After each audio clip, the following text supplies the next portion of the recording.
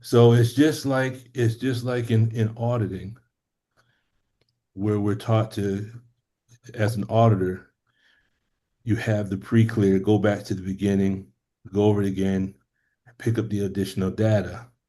And then what happens is the more data we can acquire, then it takes us up that tone scale from a level of apathy and grief up to hostility and into, um, if you go above to like 2.5, that is boredom. And I think the mistake that some of us have made is we have gotten bored with our teachings, Mm. and we need to constantly revisit those books, because what I'm finding out in my own experience is, as I'm going back over our teachings again in a new unit of time, I'm going back to the beginning, brother. There's a wealth, brothers and sisters, there's a wealth of information I'm seeing that I did not see before.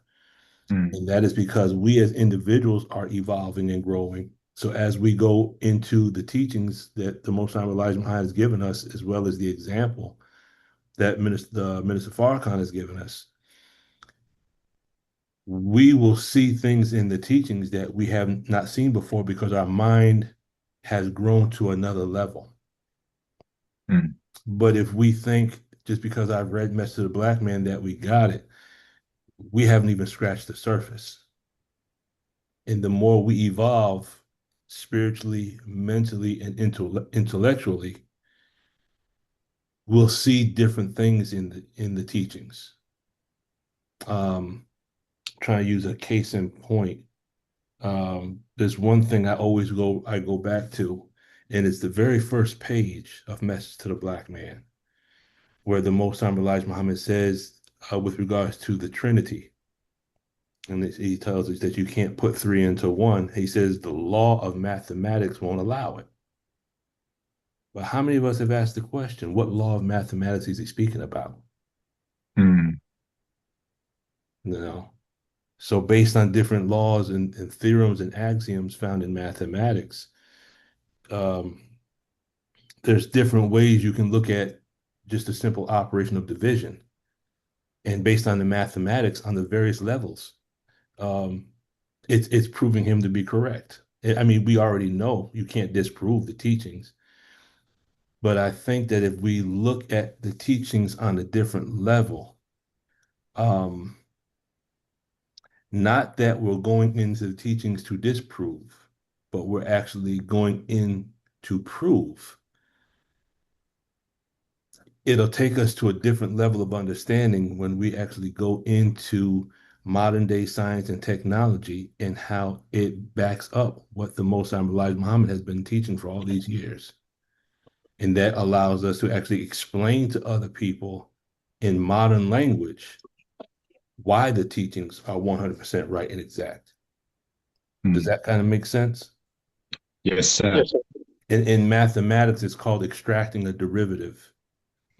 And what we're doing is we're extracting derivatives from the teachings. Where, and even something that the minister has said, and it's something I'm currently working on, not taking the minister's words on face value, but even taking his words and extracting a derivative, or cracking the atoms that the minister is giving us.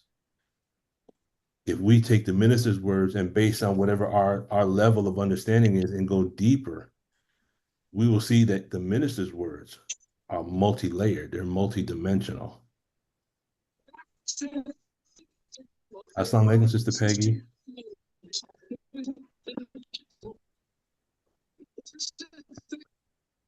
So, Wa alaikum salam, and how then are you? assalamu alaikum family. Good to see you, I'm Sister well. Peggy. All right. Thank you. It's good to be seen and not viewed. And not view. Whoa, Ain't that the whoa. truth? Yes, ma'am, indeed. So, I am personally revisiting things that the minister has said, and applying what I'm learning in the tech to the teachings and just repeating, going over just one phrase, going back to the beginning, go over it again, just in the minister's words, I'm finding as I dig deeper, I find more gold in the minister's words, in other words. So um, we could say, on another level, based on the minister's words, that the safe full of riches that we have that we lost the combination to could be the minister's words himself. Because all these years we have been listening and applauding, but we haven't been trying to crack open the safe. So, me personally, I've been digging in the minister's words and coming up with nothing but gold. And it has expanded my consciousness just revisiting his words in a new unit of time. So, anyone else like to offer up anything, any questions, any comments, any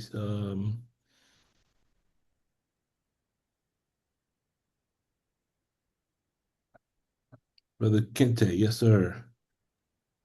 Yes, sir. I like the concept, how you put it in terms of the Dianetic part where you're dealing with boredom, and Mhm. I've just realized I've been knowing it about myself that I have got bored with the teachings, with the book's message to the black man. I'm guilty of that.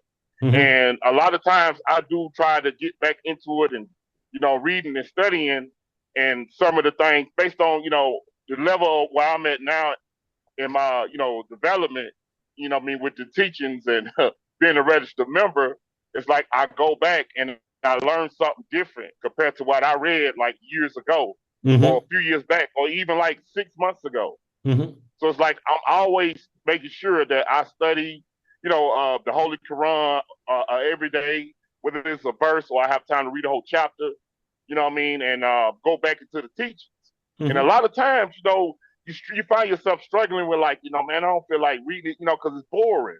You know what I mean? I could be doing other things, and I'm like, wait a minute, let me sit back and think.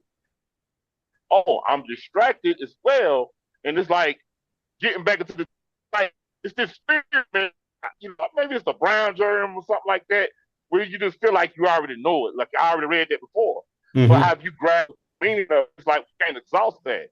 So that's what I'll be dealing with, and I'm glad that put it in that term of how Dianetics would help us get out of that. Like you described it scientifically. And like Mhm. I said, I'm new to this. So I'm like, oh yeah, I'm digging this now. If that makes sense, bro. Oh, praise due to Allah. Matter of fact, I'm glad there's a key word you said in there that triggered a thought in my mind. Let's take and I got a clip that we're gonna watch of Mother Tanetta Muhammad, and I couldn't pinpoint if this was the right one or not, but if the subject comes up, we'll go back to it. But let's look at that 20-year period and being taught by the scientists. Now, how many of us have ever heard Mother Tanetta Muhammad teach on who we would be learning from during the 20-year period and what would the teaching be based upon during the 20-year period? Has anyone ever heard that before? Yes, sir. She said that during the 20-year period, we would be taught by the scientists, correct? Yes. Has anyone ever heard, Brother Ibrahim, you've heard that before, right? Yes. Yes, Okay. sir. And she said that we will be taught with regards to the peaceful application of the atom. Yes? Yes. Okay. I was doing my studying just the other day, a couple days ago. And I'll say this, it's good for us to sometimes find time when we can be quiet and be alone and listen. What I'm experiencing by Allah's grace, certain thoughts come to mind, certain questions come to mind And I write down those thoughts and I write down those questions, and they become the basis of what I'll study for that day. And I can't tell you the magnitude of what I learn based on questions that formulate in my brain. Now, want to pose a question. Now, what Mother Tanita Muhammad says to me, we could consider that what they call sound hadith, correct? That's right. Meaning that's actual fact. Yes. Okay.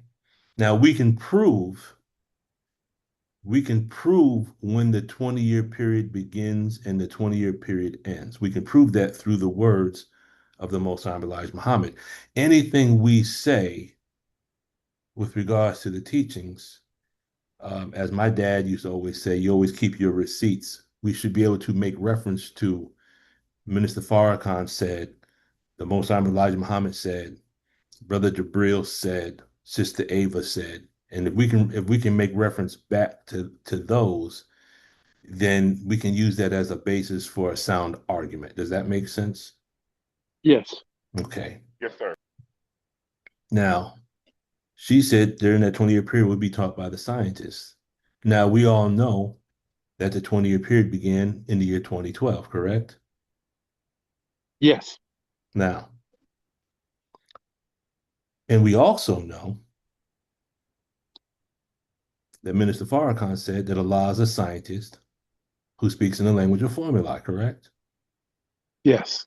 And the Most Honorable Elijah Muhammad is the second scientist who looked into the formula and broke it down. And he referred to himself as the third scientist, yes? Yes. Okay. Are all of us aware that he referred to himself as the third scientist? Has everyone heard that? Okay, good. Now here's the question. If we are in the 20-year period right now, 2012 to 2032, and for those that might come later to watch this on the Zoom platform, I mean on the YouTube platform, it's based on pages 81 and page 82 of Our Savior Has Arrived. What three scientists have been teaching us thus far during the 20-year period?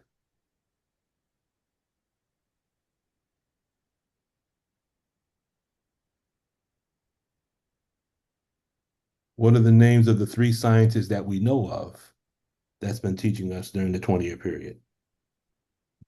The minister. The minister, the exalted Christ, and the Savior, correct? Yes. And the minister speaks for the other two, doesn't he? Yes. Okay. Now, if we're in the 20-year period, and the basis for my study with regards to the teachings, they're page 81 and page 82, Sister Heidi, of Our Savior Has Arrived. The Most Honorable Elijah Muhammad says on the bottom of page 82 that the judgment, he says, the judgment would begin 1,380 years after the death of Prophet Muhammad, up until 1,400 years after the death of Prophet Muhammad.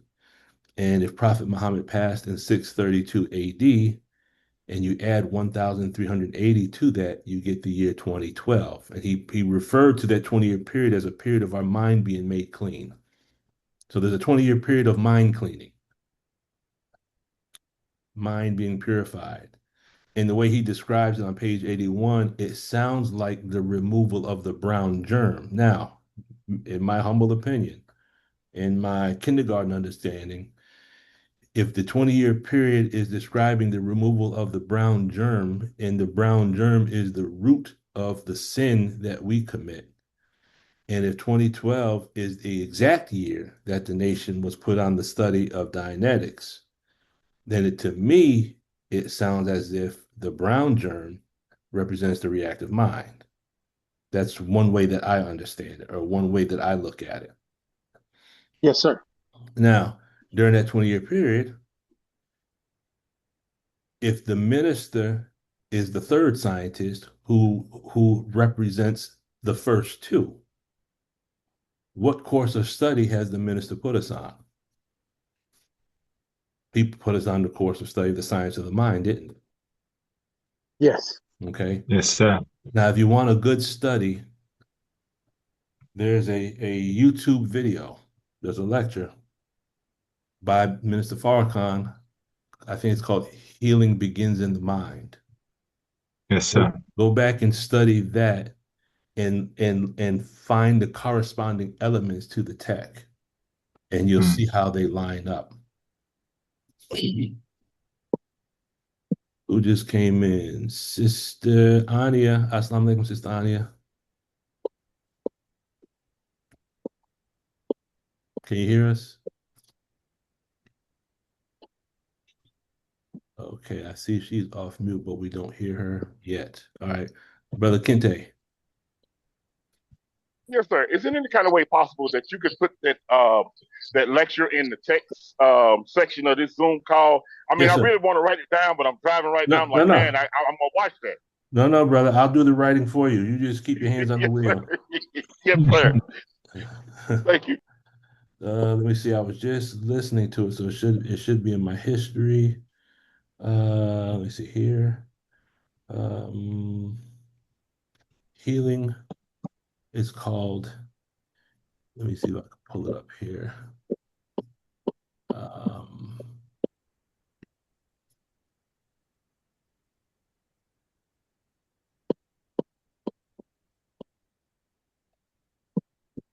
What's the name of that video you said, Brother Lukman, by the minister? I'm pulling it up right now. Okay. Healing.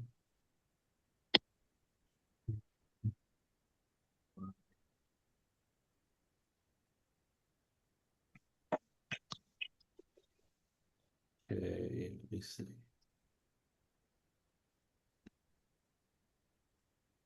Let me pull this up here.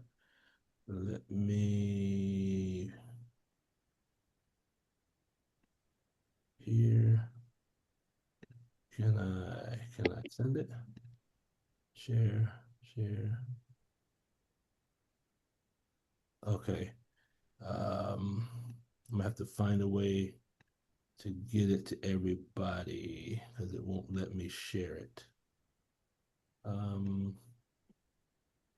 Let me see. I won't let me do it. I will make sure I get it to you in some way, fashion, even if I have to text it directly to your phone. But it's called Healing Begins in the Mind. That's the name of it. I'll type it in the chat. Healing begins in the mind.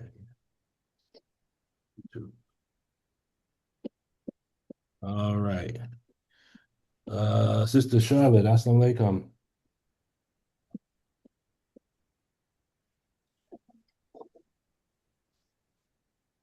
Maybe she hasn't quite connected yet. Anything else? Walaikum salam. I apologize. Oh, not a problem. How are you? I'm fine. Just running from a last minute school shopping request from the Oh, okay. So I'm here. Sorry, I'm late. No. We're just glad that you're here. We're just talking about the 20-year period, and the fact that Mother Tanetta Muhammad said we would be taught directly by the scientists, and that there's 3 scientists that we know of that we definitely have been taught by during the 20-year period. And the 3rd scientist instructed us to study the tech. And it just so happens that the tech is based upon the unification of religion and nuclear physics, which to me sounds like the peaceful application of the atom. Does that make sense? Yes, sir. Yes, sir. That makes sense to me. Brother Tawanda. Yeah, assalamu alaikum, brother. Salam. And assalamu alaikum entirely. Usually towards our mother, because I witness that dialects was discovered when Howard was studying the atom, and he was in the class with Albert Einstein, We got a You know, bad connection, and Brother Tawanda. oh, my apologies. Can you hear me? We can hear you, but it sounds like it's dragging just a little bit. Try. Okay, No, that sounds better. That sounds better. okay. What I mean by is that you took the words right out of my mouth in when you said about the peaceful state of that it seemed like that we're really in mistakes. Okay, no, Yeah. no worries. I'll go on mute. No, that sounded better. Maybe if you go further back from the microphone, try it again. Okay, how's this? Okay, go ahead. Okay, can you hear me now? Yes. Okay. No, what I was just saying was witness. You No, know, it's doing the same thing, brother. okay. Yeah. Let me try the advice. I'll try the advice. Okay. Yes, sir. Yes. Who just came? Who just came? Someone came on and then disappeared, I think. Yeah, Brother Tony's tried to come on. Okay.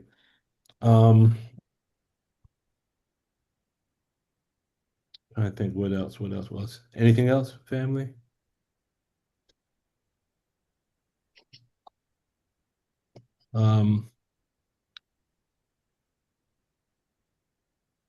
So in addition to that, what I'm experiencing is, as I stated earlier, just questions and thoughts come to my mind that I've never considered before. And I write these thoughts and these things down, and I go and study, and it just brings me into a whole nother level of the teachings that I've never even considered before.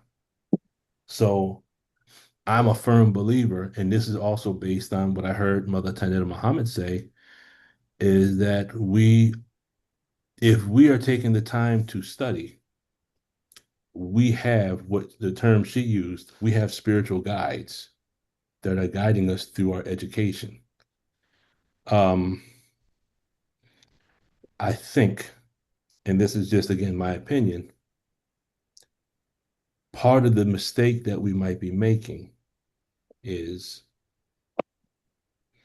and this is based on also Closing the Gap, page 312, if we are in the school to becoming young scientists, and if we are avoiding study. Now, we've all heard the quote before that the supreme wisdoms will help you to evolve into God, and the tech will help you to get there quicker. We've heard that before, right? Yes, sir. Okay. So that statement implies that we should be studying both. And I think one of the mistakes that we're making, and I'm just using a general statement, some of us have strayed away from the study of our supreme wisdom lessons. We have strayed away from our teachings to go pick up another teaching, and we are disregarding our own teaching. And if we're told that the supreme wisdom lessons will make us into God and the tech will get us there quicker, Sister Peggy, when we deal with medications, when one medication is used to amplify the effect of another, can you remember what the term is used for that type of a drug? It's right on the tip of my tongue, but I can't recall it. Yeah, mine too. You take one drug and you add it to another, and it enhances the efficacy. Yeah, it's the other word for enhance, and I can look it up. Yeah, if you could look it up for me. Yeah, let me look but it the up. bottom line is, and this goes back to what I mean. Potentiate. Thank you. Potentiate. This goes back to what I mean by us revisiting the minister's words in a new unit of time. Because if he said, and I'd never heard the quote from him, I heard it from Brother Nuri, so I don't know the exact quote. So I'm paraphrasing the concept. The supreme wisdom will help us to grow into God, and the tech will get us there quicker. To me, that means that we have to be studying both, and that the tech is only there to help potentiate the efficacy of the strength of our teachings that we already have. One drug can't potentiate nothing. So if we have stopped our study of what the minister has given us to go pick up the study of something else, that's not going to grow us into God. And I say that because I have seen the effects of what happens when individuals will go pick up another teaching without placing their thought in what they already have. And I'll give one quick example. This was years ago. By Allah's grace, I was one of the chaplains in New York State Department of Corrections that worked as a chaplain in the prison under the Prison Reform Ministry, under the auspices of Brother Abdullah Muhammad in the Prison Reform Ministry, and I had to be approved through Chicago, through the minister and through Brother Abdullah. And one morning I was getting ready to go into the chapel area, and I heard a brother who was teaching prior to me arriving. And he was a brother who was teaching what they call today's mathematics. And it sounded good, but it was as wrong as two left shoes. So when I stepped into the room, I had to correct it by stating, I said, whose picture is that over there on the wall? And at that time, the pictures they had in the chapel were Master Farad Muhammad, the Most Honorable Elijah Muhammad, and the Honorable Minister Louis Farrakhan. I said, brother, as long as their pictures are on the wall, that's what will be taught in this room. I said, now you were teaching today's mathematics, so I want to give you an example. So I put two fractions on it was a chalkboard. I said, brother, add these two fractions together for me. And he couldn't add the fractions. I said, brother, you can't speak about today's mathematics if you don't know mathematics. Wow. And I'm hearing believers, we're dedicating ourselves to the tech, but we aren't speaking about the problem book.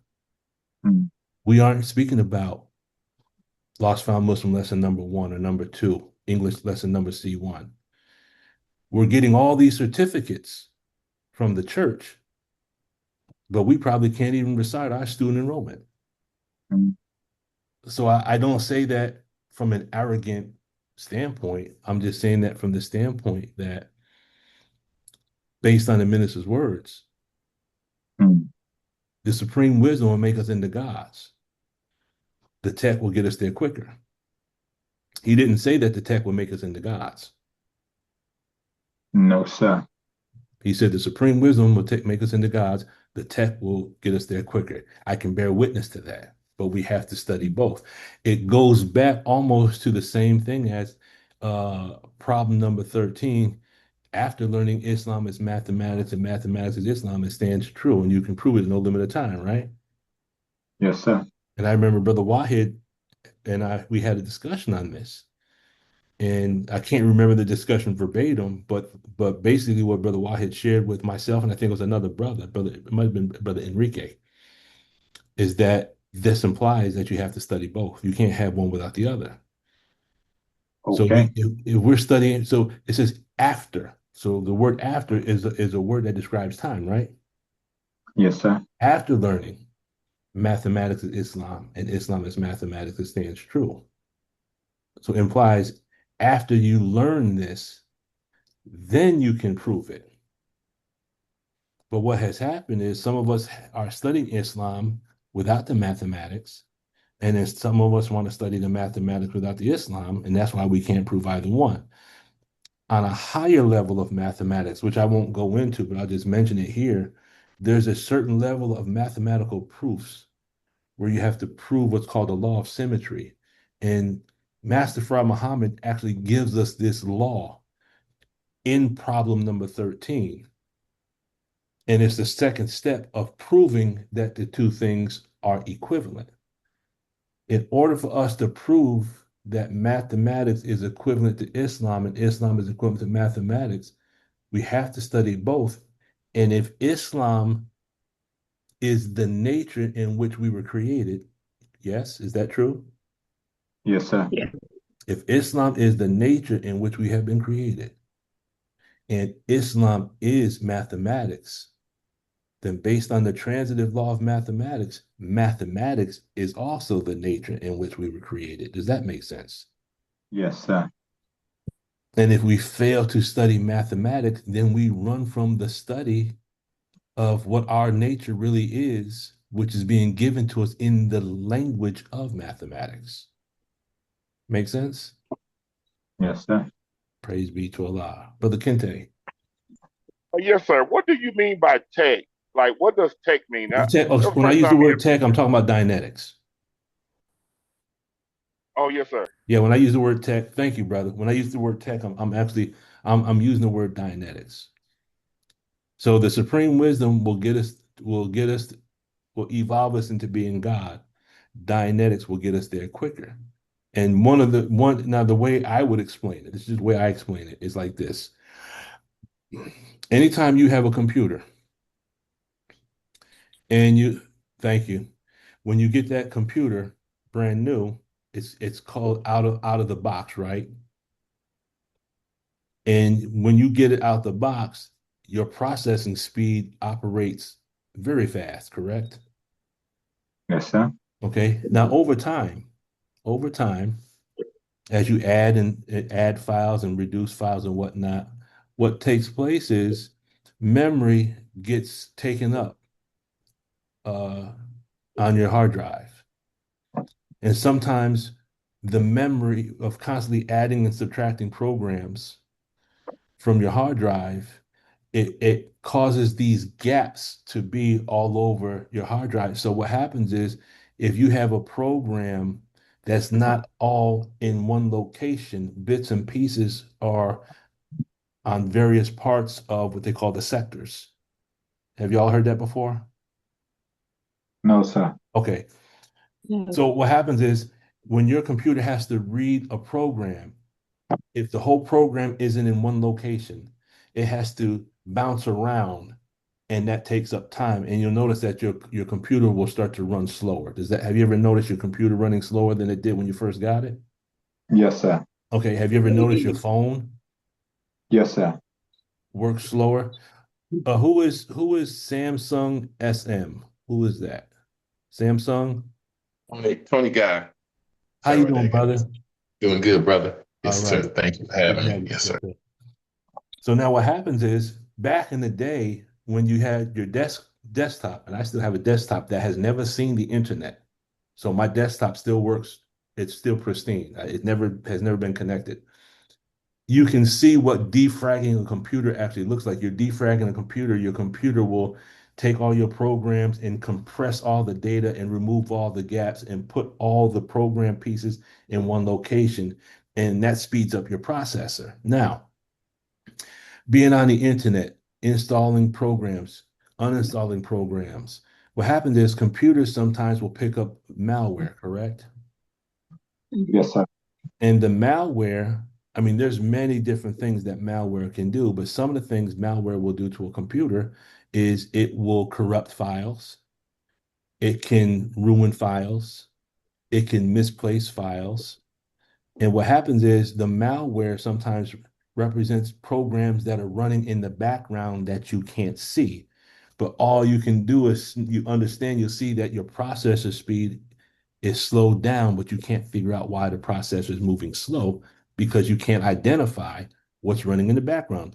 The malware is hidden. Does that make sense? Yes, sir. So then what you do is you have to apply the spyware, the malware programs, and what it does is it cleans out the malware, which allows you to restore the data back to where it needs to be, and then you see your processor speed will go back and increase to where it used to be, correct? Yes, sir. Okay, now you take that same concept and apply it to the mind, and then understand that as adults, our processing speed. Processing speed represents memory, our ability to evaluate and our ability to calculate. Sometimes people ask us questions and we have to sit back and we have to think, give me 1 second, 1 second, 1 second. It's almost like you have a little circle running on your forehead. You know, on the computer, that little circle. That's called what's that called when this little circle is spinning on your computer? Buffering? It's buffering. It's literally It's buffering. In Dynetics, that's called a file clerk who don't know what the hell's going on. He don't know where the file is. So you got that little buffering. And then you have what's called COMLAG, right? Yes, sir. Okay. The way Ella Rates mentioned COMLAG, he said it is as if the auditor gave you a command and it has to travel back on the time track in order to get a response in order to come back. And then you finally say, wait a minute, wait. There's the answer. That's called COMLAG. We have these malware, we have the viruses and stuff in our mind called engrams and circuits. And they're taking up processing speed. And these things slow down our thinking because our brain is constantly traveling back and forth to these events at different places in time. So we could be sitting here at 1 minute thinking about something. Next thing you know, we're thinking about something that happened 20 years ago. Have you ever thought about something so hard and then you shook yourself and realized, you said, oh, wait a minute, you actually went there? And you were actually there for a moment. You actually felt the emotion. You actually felt like you're about to whoop someone's behind. And then you realize, oh my God, that was just a thought. That happened 10 years ago. But you were there for an instant, right? Right. All the time. All the time. Now, if that happens all the time, that means we are in present time, but our thoughts are constantly going into the past. And in the scripture says, a double-minded man is unstable in all his ways. Doesn't it say that? Yes, that's right. Sir. Okay. Oh, it's me.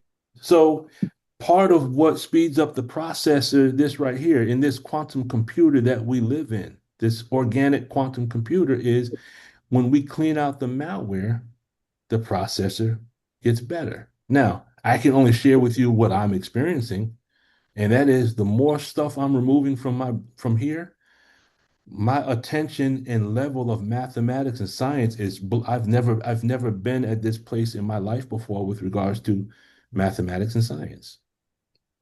Wow.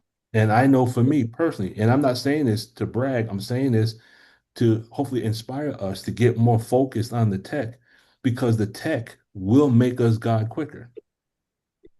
It will make us God quicker, but we have to study our lessons. We have to study what the minister has given us. We just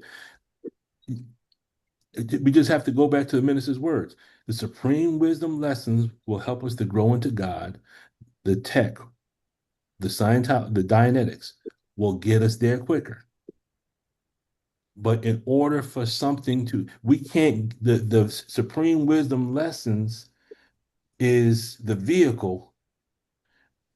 The Dianetic technology is like the fuel, right? Does that make sense? Yes, sir. The premium fuel will help the car travel more quickly, yes? Mhm. But even if you have 100 gallons of fuel, if you have no vehicle, you're not going to go anywhere, right? Yes. So Right. we have to have the fuel, but we have to have the vehicle. And the lessons that Master Farah Muhammad gave to us is our prescription. The Dianetics and the Scientology, that is my opinion, that's their prescription. I believe, me personally, that somewhere there was contact between L. Ron Hubbard, Master Farah Muhammad, and my opinion is that what we have and what they have came from the same source, because there's too many coincidences, there's too many similarities, there's too much correspondence between elements within the nation and the church. It's just my humble opinion. Now, I believe that that is what was given for them. What Master Farah Muhammad gave us through the Most Honorable Elijah Muhammad is for us. It does not mean what they have can't help us, because our instructions say to study and become wise, right?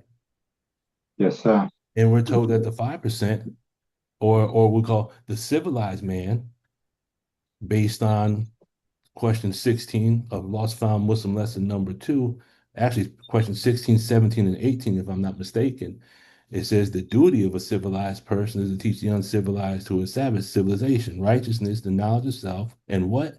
The science of some of the things in life. All. It says all. Oh, it says all, the science of everything. Yes, sir. Science of everything. So if there's a science of the mind, then we're supposed to be studying that, right? Yes, sir. Based on what Master Muhammad gave us through the Most High Elijah Muhammad. Or maybe Master Farah Muhammad didn't know that the science of the mind was going to come out. Maybe he didn't know. Because, I mean, he, 1910 to 1930, Dianetics came in 1950. Maybe Master Farah Muhammad didn't know. That's called the law of contradiction, is what I'm doing. I'm stating a statement, but we prove it through contradiction. We contradict that because we know that Master Farah Muhammad knew, because he's writing the history of the last 10,000 years, correct? That's right. So if he wrote the history for the last 10,000 years, he knew the Church of Scientology was going to be here, and he knew who L. Ron Hubbard was, right? Yes, sir. So either he allowed it to happen, or he was at the base of it happening. But Yes, the sir. bottom line is he knew it was going to happen, correct? Yes, sir. So when he instructed us through the Most High Elijah Muhammad to study the science of everything in life, that had to have included the science of the mind, yes? Yes, sir. Okay. Too many of us want to criticize the minister without studying our lessons. And that's why we don't waste our time debating individuals. We take our time in answering questions for those who honestly want to learn. And those who just want to debate and argue, they can just go kick rocks and waste someone else's time, because we don't have time for that. Brother Tawanda. Yes, sir. Can you hear me now, brother? Yes. Praise be to Allah. Praise be to Allah. Yes, sir. Just a couple of points. The point I was saying, earlier before, I was just saying that you went into it because it's like Dianetics was discovered by studying the atom, Mhm. and that's what gave rise to. There's a film that you can watch in the church, it's called The Story of Pope One. It outlines how even some of the experiments that Hubbard was doing, as he discovered the engrams and the study of cells, because you've got a lot of studies, but you normally talk about it, Brother Lukman, about studying biology, studying neuroscience, and the science you mentioned as well. But it's all science. So that's interesting. But also with regards to the point you're making, I often ask myself the question, or I've asked myself the question that if God was to come and change the world, would he just use one vehicle to do it? And I think he would use several vehicles, to do it. So I find the teachings. I was speaking to the Mormons, and when I look at their code and their moral code, there are parallels that you can draw. We know the Jehovah's Witnesses, the Seventh-day Adventists, the Church of Scientology, even groups such as Alcoholics Anonymous. If you look at their 12 steps and the God-centered nature of what they're doing, it shows that upon his coming, we know that he visited so many different people. We know that he had 25,000 followers in 1 year. So it doesn't surprise me that what he taught and gave and scattered, and dispersed around the planet would find expression and gain momentum and become systems unto themselves. That's the point that I wanted to add to that. And then looking at Hubbard's history as well, we know Master Fard Muhammad started entering America in 1910. Mhm. Hubbard was born in 1911. Mhm. We know that Master Fard Muhammad, in that period of his work, he was amongst white people. He wasn't even announced to us as the savior yet. So it wouldn't surprise me that probably a lot of Mr. Hubbard's teaching and training,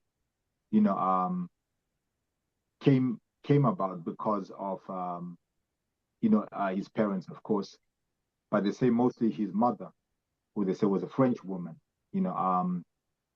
She spent a lot of time teaching him things. And he had that upbringing where things were very practical from a very early age. So he was able to get into the knowledge of things. But it's just the fact that Master Fard Muhammad is. I am of the firm, belief and agreement with yourself and what the minister said, that I mean, when you look at Dianetics, it is God science. And if we can agree that it is God science, then it could have only have come from God, by whatever means he would have found his expression, because obviously some things God does are obvious, but other things that he does, we do not know. So that's what I wanted to contribute to the discussion, that these like-minded groups, I think if we really did a study on them, we will find that they are stemming from the same source, which is the God of this time, Master Fard Muhammad. Assalamu alaikum. Walaikum salam. What you just said is exactly on point. Um, if we begin with what Allah says in the Holy Quran, that He raises up messengers from amongst their own people speaking their own language.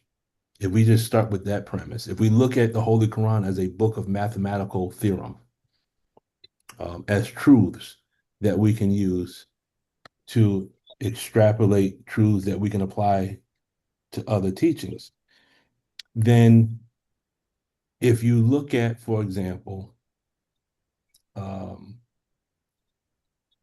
the Most Honorable Elijah Muhammad says on page 90, and this is something I always make reference to. He says, before you can say that your religion is right and true, right or true, you have to study all religions and their scriptures. Now, if we take those words of the Most Honorable Elijah Muhammad, an axiom is a truth that is accepted without proof, and a theorem is a truth that is accepted because it has been proven. We can look at the words of the Most Honorable Elijah Muhammad as axiomatic, or we can look at his words as being theorems. Bottom line is they're truths. Now, if we look at that, if we study something like what's called the I Ching in the religion called Taoism, the I Ching, if you really get into it, it has many, many, many truths that are in harmony with the Holy Quran. And it has many things that will help one understand the tech. And I'll give one example. In the I Ching, you have what's called the 64 hexagrams. Now, you ever seen we had the three lines? The lines are either solid or dashes. You've seen that before? Yes. Okay. In the very first hexagram, they're called Gua, and my pronunciation might not be right. It's spelled Gua. In Gua number 1, or the first hexagram, if you read the commentary of that hexagram, it talks about a dragon being hidden underground, and then the dragon is becoming manifested. The dragon is gaining space. The dragon begins to fly. And if you look at it as just this is talking about a dragon, then you miss the metaphor. But when you go into understanding what does the dragon, see, the dragon in one culture is different than the dragon in another. But if you look at what the dragon represents in that culture, the dragon in that culture represents the same thing that a clear represents in the tech and that a Muslim is supposed to represent in our teachings. It represents an individual who has strength and power over self and creation. That's what a dragon represents. But we get caught up and we get lost in the symbolism. Does that make sense? Yes, sir. So if we have a firm root in our own teaching, then we will begin to see those truths in other teachings. We can read the I Ching. We can read the Dhammapada. We can read the Bhagavad Gita. And we will see the teachings given to us just stated in a different way. Does that make sense? Yes, sir. But we have to understand our teaching in order for us to branch out into other teachings. I'll give you a perfect example from a mathematical standpoint. If you look at our actual facts that we were given, based on the actual facts, for example, given the diameter of the Earth, we can calculate the circumference, right? Yes. Okay. Based on the diameter of the Earth, we understand the radius, correct? Does that Yes, make sir. sense? Yes, sir. Based on the diameter of the Earth, we can understand the surface area of the Earth, correct? Yes, sir. And if we understand the weight of 1 square foot of Earth, and we can understand the volume of the Earth, then we can extrapolate the weight of the Earth, can't we? Yes. Okay, so the Savior gave us all this data about the Earth, which was also prophesied in the book of Isaiah. 40. I remember the minister gave that to us. But here's why I think it's interesting. Because the formulae that's used to understand the diameter, the circumference, the surface area, and the volume of the Earth, that formula doesn't change because the size of the planet changes. It's the same formula. They can't stand that because blacks don't look at them in the face. It's the same formula for the different planets. So if I take the same formula, circumference equals pi times diameter, I can take the diameter of Mercury and then I can extrapolate the circumference, the surface area, correct? Yes, sir. So it is as if we're being taught, if we can use mathematics to understand ourselves, we can use the same mathematics to understand others, can't we? Yes, sir. If we understand what the Most High Elijah Muhammad gave us in our teachings, if we understand what Minister Farrakhan has given us in the teachings, we can extrapolate the religion, just as Allah was able to extract the language of the people on Mars. If we understand our teaching, we can extract the language of the I Ching, of Zoroastrianism, of Buddhism. We can extract all the languages from all around the world because we have a science that allows us to do that. That's right. But we have to study what we have been given and not be so quick to put down what we have in order to pick up something else. That is to assist us in our study. Yes, sir. Okay. Sister Ania.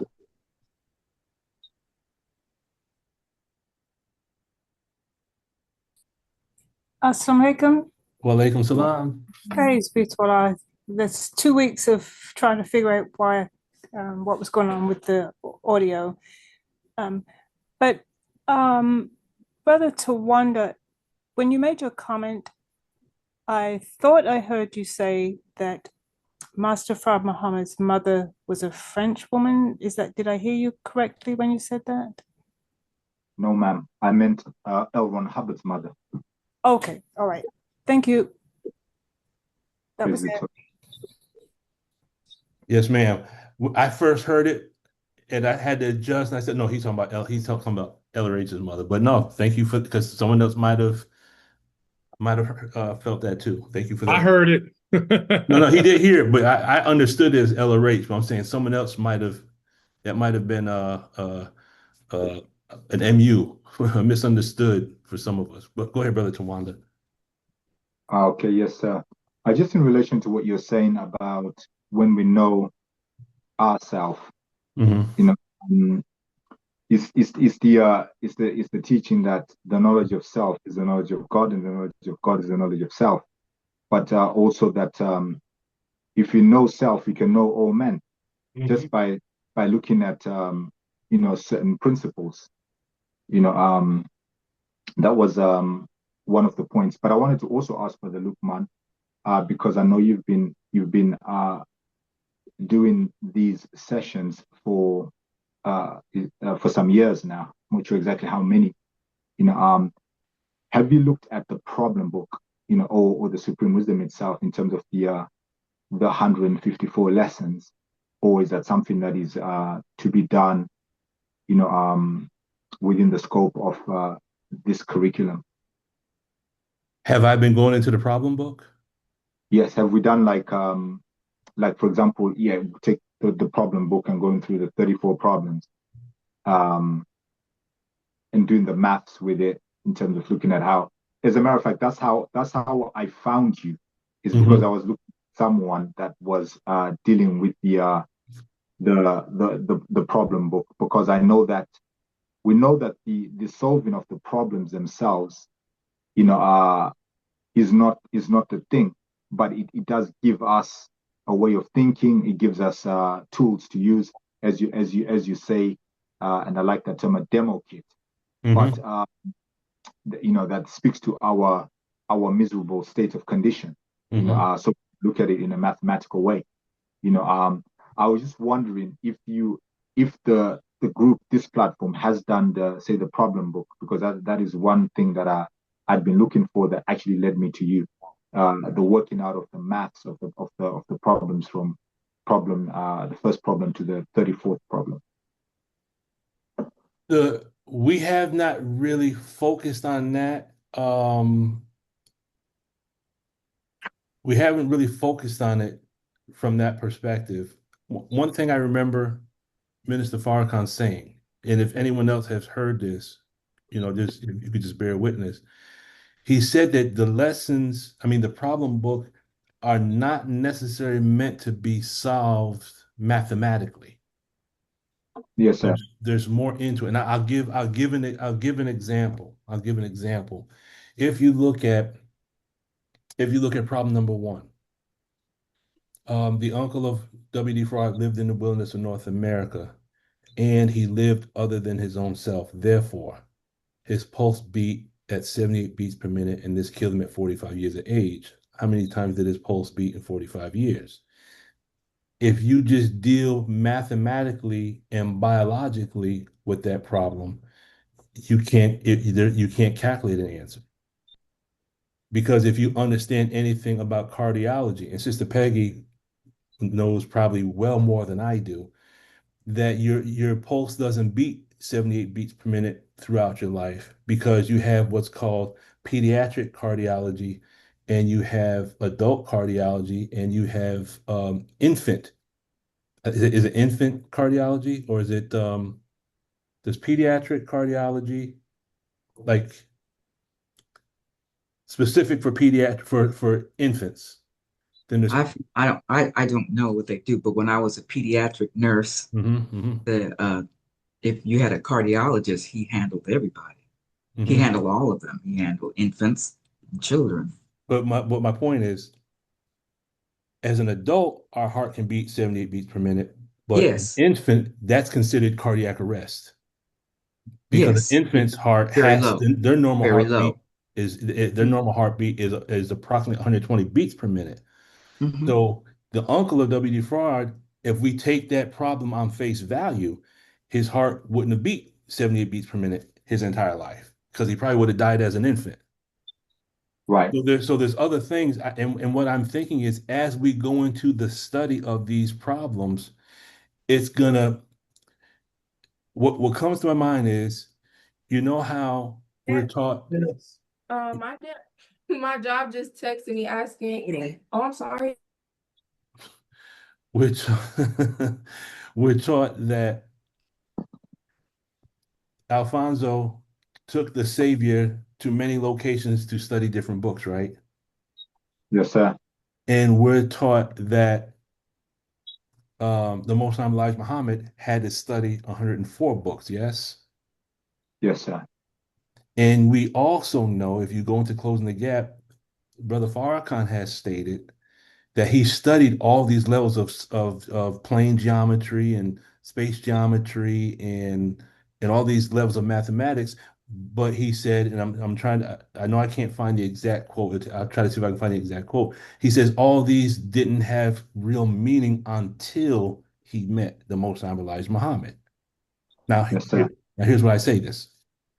If we look at these problems in the problem book, and this is again based on my kindergarten understanding, if we go into the study of these problems in the problem book, they're going to expand our consciousness into Yes, sir. other realms of study. I'll give an example. Just today, Brother Tawanda, it's interesting that you asked this question. Just today, I was trying to get some of my extension courses in. Hmm. And Brother, yes, sir. pardon me, sir. Pardon me, family. I just wanted to make sure. Do you think that when it says his adult life, it was talking about a time frame of which is the adult life, but not his whole life? Could that be possible? What do you mean? In regards to the beats, how many beats, but in regards to the 70, was it talking about a specific schedule, calendar time in which the heart would beat 70, versus the infant time? I can only go based on what it's saying. We don't want to add anything or take anything out. But the minister said that the problems in the problem book are not meant to be solved mathematically. There's something more that's in there. Right. Not to say that we can't attempt, Right. because we can calculate based on the numbers how many times his heart beat. I think it's like 5.8 billion or something like that. I can't remember the exact number. However, remember, the first page says it's going to teach us about our miserable condition in a mathematical way, right? Yes, sir. Yes. The first part of our miserable condition is that we can't do the math. Yes, sir. Because once we start getting into the high levels of mathematics, it's almost like the math keys in some type of an engram that makes us blow from the study of mathematics. Sister Peggy just had an origination. Did you see that? Yes. I was like, hey. Yeah, Sister Peggy just had an origination. I saw it. Yeah, it's exactly. So the first part of our miserable condition is that it just saying mathematics on a certain level has an effect on us. And I believe, this is me, and this is based on what we've experienced as a group over the past 5 years, is that many of us can actually go back to periods in time when either a teacher or a parent has implanted the first part of the engram that caused us to blow from the study of mathematics. And I believe that's by design. So we have run from mathematics. So how can we learn about our miserable condition in a mathematical way if we're afraid of mathematics? But now I'll give an example real quick.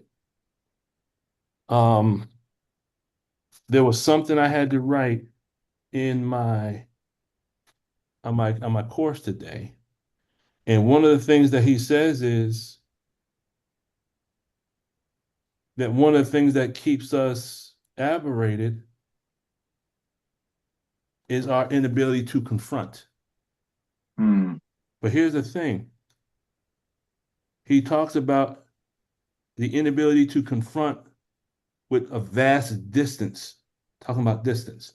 Now, when you look at our lessons, just to go into the problem book, and just to try to be like a scientist to experience. Now, this is just my opinion. I could be right, I could be wrong, but for me, I know what I'm finding is expanding and giving me a better appreciation for math. I'll give a couple of quick examples. Brother Twan, you want me to wait before or after your question? I just wanted to add to what you're saying Mhm. about because we originally spoke about Master Fard Muhammad being the scientist that spoke in formula. In formula. So unless you understand the formula, and have been, given the way to solve the equation, I can see how it is that it is something that is there to be extracted out because the first scientist speaks in formula, the next scientist speaks in sentences, I believe, and then the last scientist, would basically make those formulas and sentences into volumes. So it's expansion outwards. That's really what I wanted to say about that. Okay, thank you, Brother Tawanda. What the minister actually said was, he says, Allah is a scientist who speaks in the language of formulae. He said the Most High Elijah Muhammad is a second scientist who looked into the formula and broke it down. Then he referred to himself, not in that lecture, it was the time what must be done, the Great War. He was wearing the red. He referred to himself, he says, he referred to himself as the lead wire coming directly from a generator that had so much power that the other light bulbs couldn't handle that amount of juice. But it was his job to break down the complex truths so even a fool will find it hard to make a mistake. Now, when he gave us a lecture on the farm in 2007, the lecture where he took the titles away, he said the same thing, but he referred to himself as the third scientist. Okay. Now, quick examples. If you look at when we were going through, I think it's problem number 30, traveling back and forth to Pluto at the speed of thought. Yes, sir. Okay. We were able to calculate the distance, and we saw that when we dealt with this in a part 1, we saw that in calculating that distance, we came up with the exact date of Master Fard Muhammad's birth, right? 2/26/1877. Yes. Wow. Do we all remember that? Yes, sir. That must have been phenomenal. Does anyone not remember that? I don't. Okay, Sister Sophie. Oh, assalamu alaikum, Sister Sophie. How are you? Walaikum assalam, everybody. I'm doing fine. Thank you so much. Praise be to Allah. Take out some scrap paper, calculator, and a pencil, so we can share this. That way you have it. Okay, I have paper. I have paper and a pen. So when you look in the problem book, Here's okay. I believe it's question number 30. Yes, question number 30. Now, again, this is my opinion. This is my opinion, and anyone who studies the tech will understand this. The more you read something over and over, wisdom will become revealed to you. Now, I do remember one day at Savior's Day some years ago, and I was in the section of Savior's Day where they have all the historical memorabilia. Brother, formerly Brother Carlos Muhammad from Baltimore. Right. He is Brother Abdul Salam now, right? Is that correct? Salam, yes, sir. Okay. I remember seeing a document, if I'm not mistaken, and I believe it was written in the handwriting of Master Fard Muhammad. Wow. And it stated that, I will say it was either in his handwriting or the handwriting of the Most High Elijah Muhammad. And it said that something to the effect of that you have to read each, I can't remember if it was a question or problem in the problem book at least 50 times. Now, I do remember Brother Jabril saying, that he would read something, he'd go back to Most Elijah Muhammad. Most Elijah Muhammad said, read it again. He would read it again. He'd go back. He kept reading over and over. He said, then it would be disclosed to him, right? I believe, because this is what I'm experiencing, if we read over these questions, there's information here.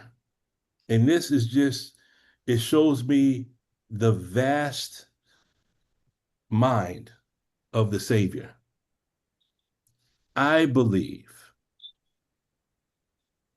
and this is based on what's called linear algebra. Linear algebra, you can have multiple equations simultaneously, and then a mathematician is able to solve them simultaneously and come up with one solution that is the solution for all the equations at the same time. Now, if a mathematician can do it, then a scientist can do it. And what I believe is, I believe that Master Muhammad gave us a supreme wisdom. It's a book of formulae that each one of us, if we study it, we will find our own solution in it.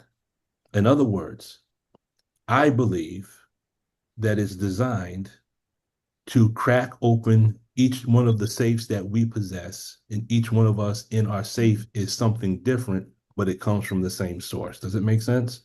Yes.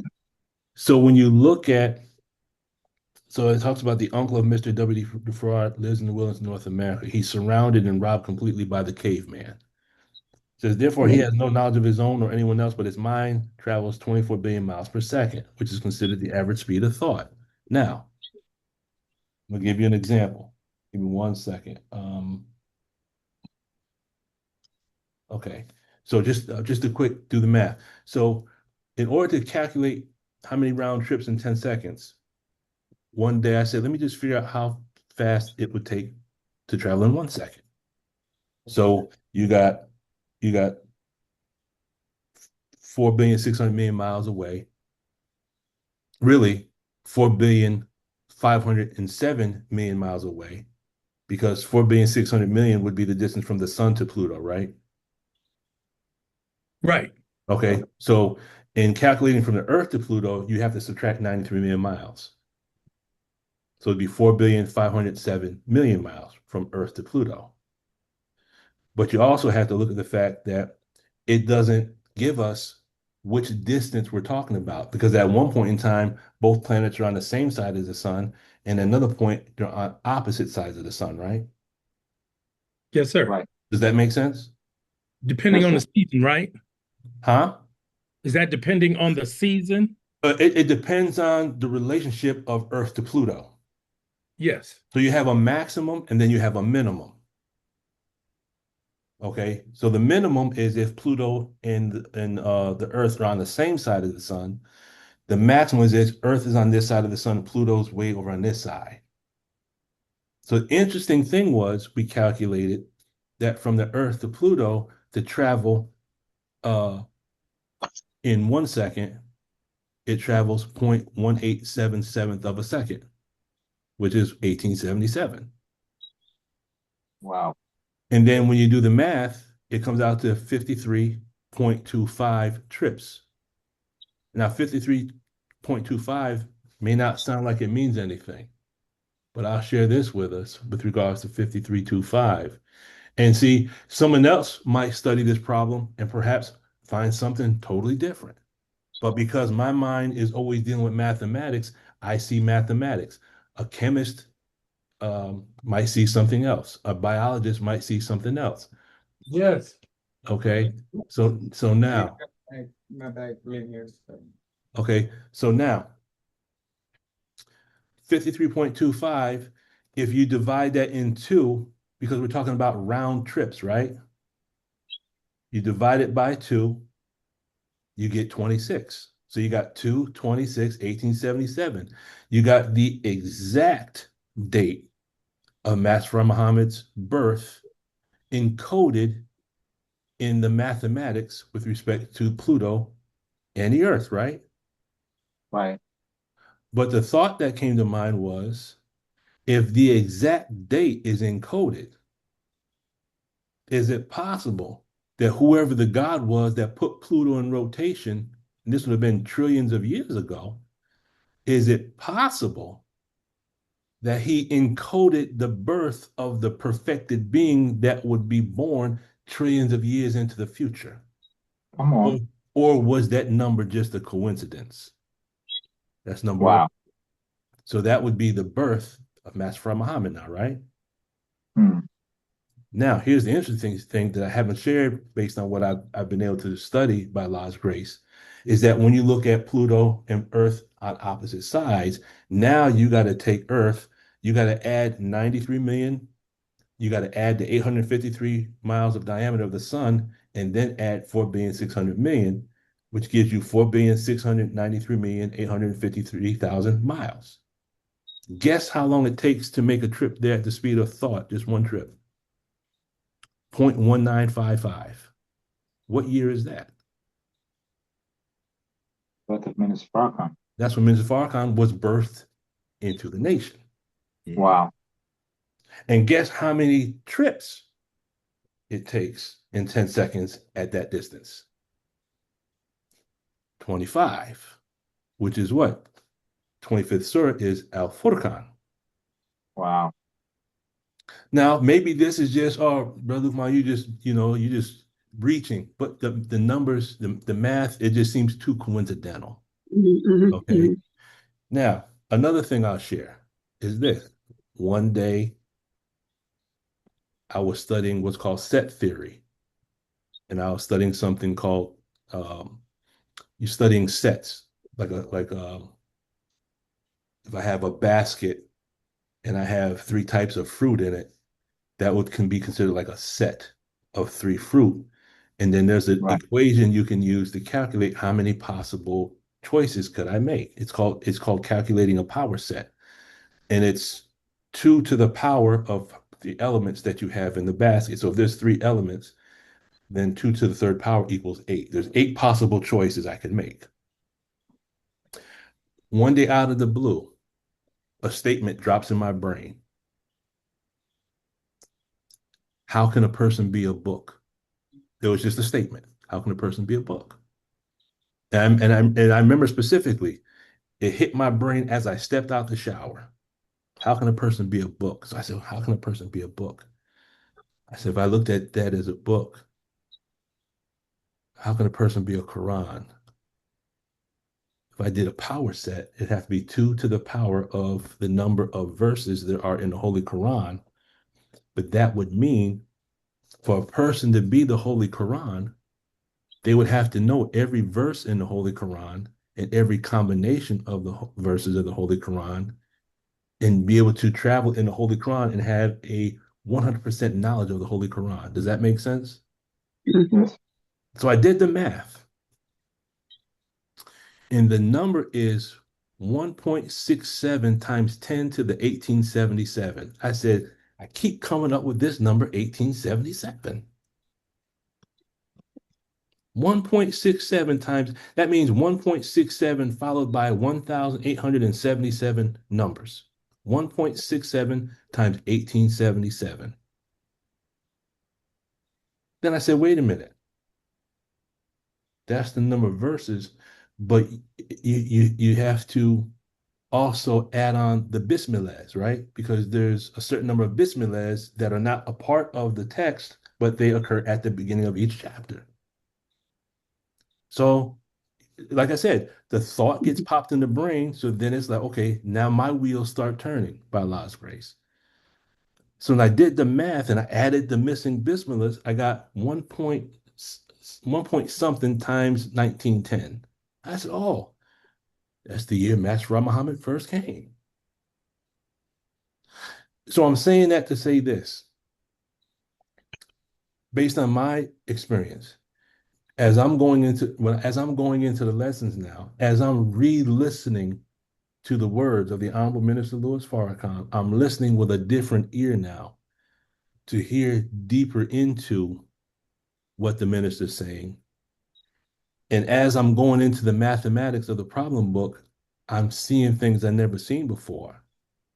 Minister Farrakhan said, with regards to scripture, he says, and this comes from the lecture called Satan and the Mastery of the Sexual Urges. He says scriptures represent dramas with characters. And these dramas with characters represent internal processes that take place within us. So what Allah has given us in the scriptures is really showing us and explaining to us what's taking place within us. Does that make sense? Okay. So then I said to myself, I said, okay, if that's what the minister has said, let me see if I can extract a derivative from that. Meaning, let me start with the minister's words and see if I can extract something else. Because the minister said we're not supposed to just repeat what we're taught because that's spiritual cowardice. No, intellectual cowardice. So I said, let me see if I can extract a derivative and go a little bit deeper into the minister's words about drama and processes. I said, now what if in the Supreme Wisdom lessons, what if the characters and the dramas in the Supreme Wisdom represent processes that take place within us? So when you look at the doctor, the minister, the cremator, and the nurse, and you go into the Arabic and the representation of what those four people represent and the derivative of what those words mean, they actually describe things that actually correspond to aspects of the science of the mind. Meaning, our aberrated mind is Patmos. We have four laborers within ourselves. And we have one that keeps sticking the needle in our brain. This is why we're taught, I believe, the lessons say it'll teach us a knowledge of ourselves. Lesson number 1 lays the base of our work and gives the student a clear knowledge of himself and his heavenly home. Then I take it a step further, because the minister wants us to be able to, each one of us will be able to prove it in our own way. So I looked at the drama, and I don't know where this thought came from. It's just a thought comes to mind. I write it down. The thought was, what are the elements of a drama? You know how you have people that are, they're script writers and directors, right? Script writer, they write a script, they write a movie, but there's a mathematical formula that's used to write a drama. It has to have certain number of elements. And so I did my study there. Okay, here's all the elements of a drama. Then I said, okay, drama has to represent processes within a cell. I said, okay, again, I use AI. I have no problem saying I use AI because it helps to do the research more quickly. It's modern equipment. But I also provide references because I want to be able to go and use reference because AI is not always correct. And if drama represents a process that takes place within us, the thought came to mind, can you map these elements of a drama onto aspects of the tech of Dianetics and the aberrated mind? And it mapped it 100%. Then I took it a step further with the help of Allah and said, can we map both of these onto mathematics? And can we study mathematics from the perspective of a drama? Mapped it 100%. Wow. So what I'm saying is, as each one of us do our individual study, we are like little scientists putting together our piece of a mother plane. And then we come together and bring our pieces, and hopefully it inspires each one of us to go back now and continue studying. My background from college was in forensic criminology. So out of the blue, the question that came to mind, I haven't cracked this book in a long time. Look into your criminalistics text, because I still have my college textbooks. I never sold my textbooks back. I got it. I revisited my book on criminology, and then I asked the question, what are the elements of processing a crime scene? Then I studied that, and I said, find correspondence of processing a crime scene to auditing a pre-clear. And guess what happened? Processing a crime scene is exactly the same thing that an auditor does when they're processing a pre-clear. Where has the crime been committed? It was committed in the mind, right?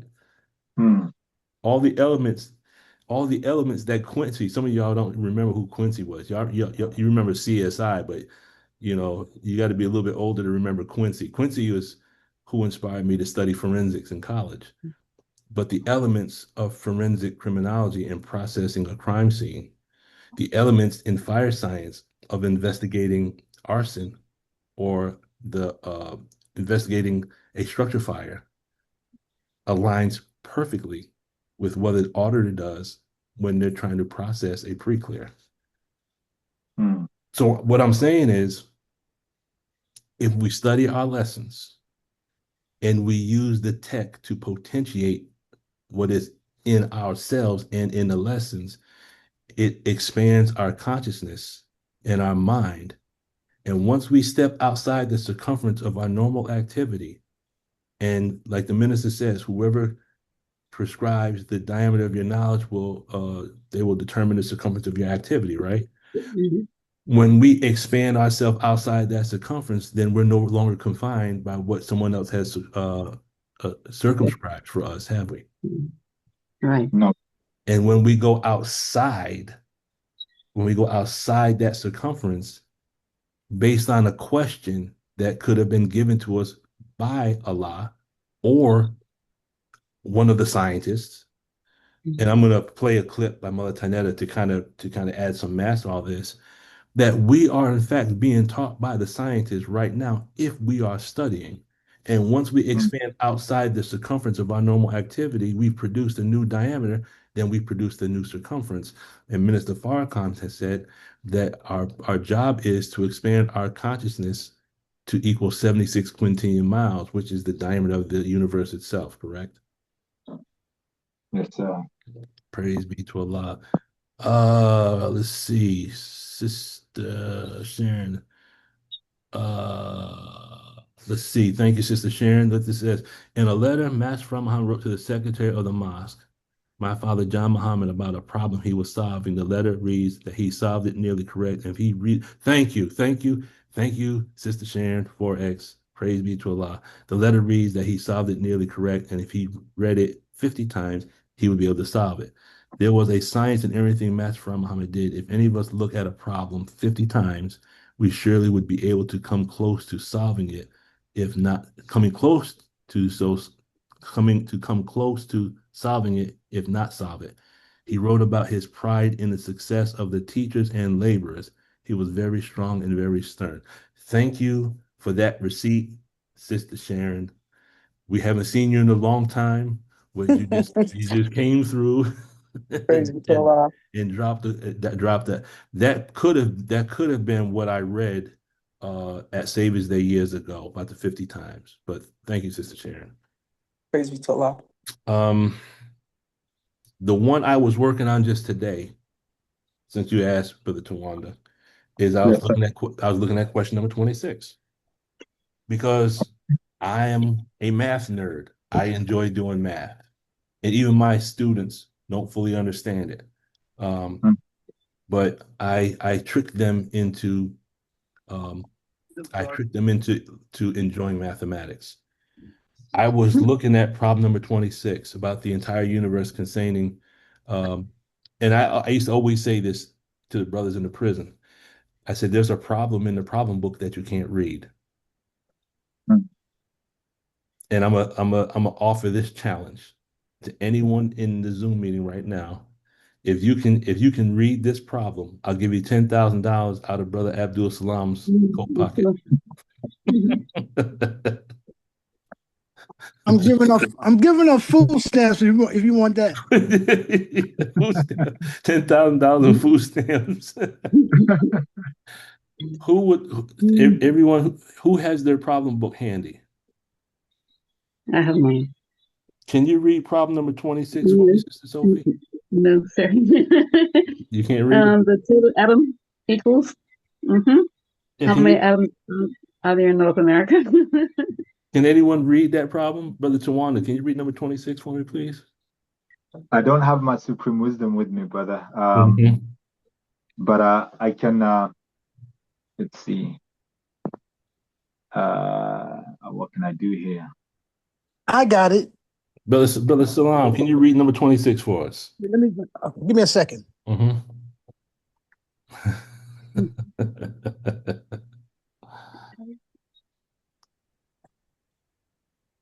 Is it the number? It's the That number is, that everyone, it's the Yeah, number that everyone, that gets everyone. They don't know how to read that number. never seen See, it. the interesting thing is, one day, uh, I sit around sometimes and I play with numbers. That's just what I enjoy doing. Mhm. Let me close this up here a little bit. So I can put the sun up here. And so I was looking at how the Earth is 616 tons a unit, followed by 21 ciphers. And again, ask yourself these questions. If you suddenly have a cognition, is that a cognition or a thought that you just happen to have, or is that a thought or an assignment that was given to you by a scientist? Mhm. fine. I can't answer that question. I don't know, but it's just a thought. So the thought came to mind. See if there's a pattern. That's my Supreme Wisdom book. You got it? Yeah. Oh, it's the Fundamental Ministers book. Okay, sorry. Okay. Sorry, Brother Luke, I was looking for my book, but I got it. Go ahead. Okay. So read question number 26 for me in the problem book, brother.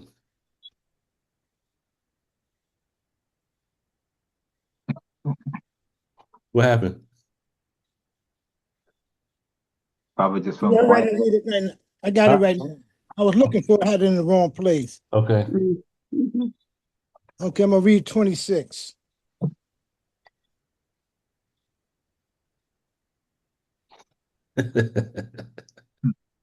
You ready? Yes, sir. Yeah. The total atoms equal. I can't even add it. There you go. Exactly. Then it says, how many atoms are there in North America? Uh-huh. Now, Now, how many zeros is behind the number 1? there's 78 zeros.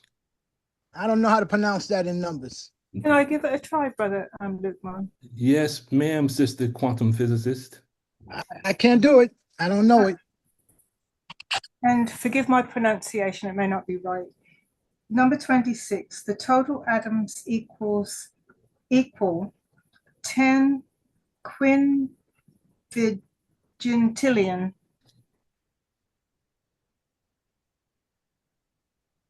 Yeah. Yes, ma'am. That is How many correct. atoms are there in North America? Yes. Sister Anya gets a gold star. Yay! So, Sister Anya, did you just look that up? I had looked it up previously. Yes, ma'am. And $10,000 worth of food stamps. So Brother Salam, you gotta come up off those food stamps, brother. Yes, sir. So in seeing the pattern, I asked myself, can I look at a number? And when I was sharing this with the students, because I talked to the students about, light traveling 186,000 miles per second. The Earth is 93 million miles. So when I start going into that with the students, they just light right up with the math. Wow. So I'll share this with the believers, because to me, it just inspires me, and that's why I enjoy doing math. But when you look at the prefix of a number, there's a formula. And by understanding the formula, it allows you to know how many ciphers in a number. So if you look at million, so the million starts with the letter M, right? Yes, sir. So when you do, let's look at billion. Billion starts with B-I, right? Yes, sir. Bi represents what? 2. Okay. The prefix of a word tells you location, number, time, color, or frequency. That's what the prefix of a word will tell you. So billion is 2. So million would represent what number? Mono, meaning what? 1. Okay. Trillion, is 3. what? 3. Quadrillion is what? 4. Yes. 4. Quintillion. 5. Sextillion. 6. Septillion. 7. Octillion. 8. Nonillion. 9. And decillion. 10. Okay. As long as you understand that. Now watch this. If you take the prefix of the word, multiply it by 3, and then add 3, So for million, which is 1 times 3 is what? 3. Plus 3 is 6. So that's 1 followed by 6 ciphers, right? Yes, sir. Wow. Okay. So billion. 2 times 3 is what? 6. Plus 3 is 9. a unit followed by 9 ciphers. Wow. Sextillion is what? 6, right? Yes. 6 times 3 is 9. 8.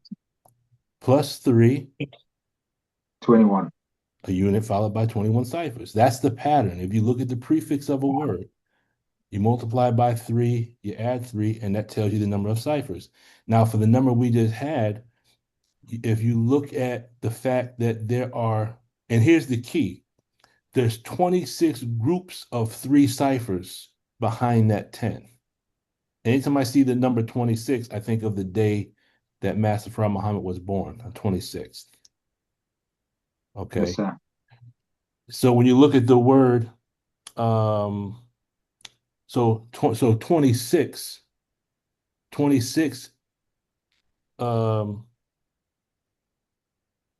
times 3 is what? 78. That's how I counted the number of ciphers. Wow. There's 78 ciphers. Now, how you get the word that Sister Anya gave us, if you subtract 3 from 78, you get what number? 75. 75. So you got 25 times 3, right? Mhm. So the number 25, quinca vigintillion, quin is 5 and vija is 20. Okay. So you got 25 times 3 is 78. 75 plus 3 is 78. And that's how you come up with those ciphers. 10 times 10 to the 78. But the fact that there's 26, I thought that was interesting. It's in problem number 26. And then 26 also takes me back to the day. The more I do the problem book, the more I'm coming into what Mother Tenet Muhammad said, that Master Farad Muhammad, matter of fact, let me give you the actual quote. I'll give you the actual quote because we like receipts, right? Yes, sir. What Mother Tenet Muhammad said is, the exact words are,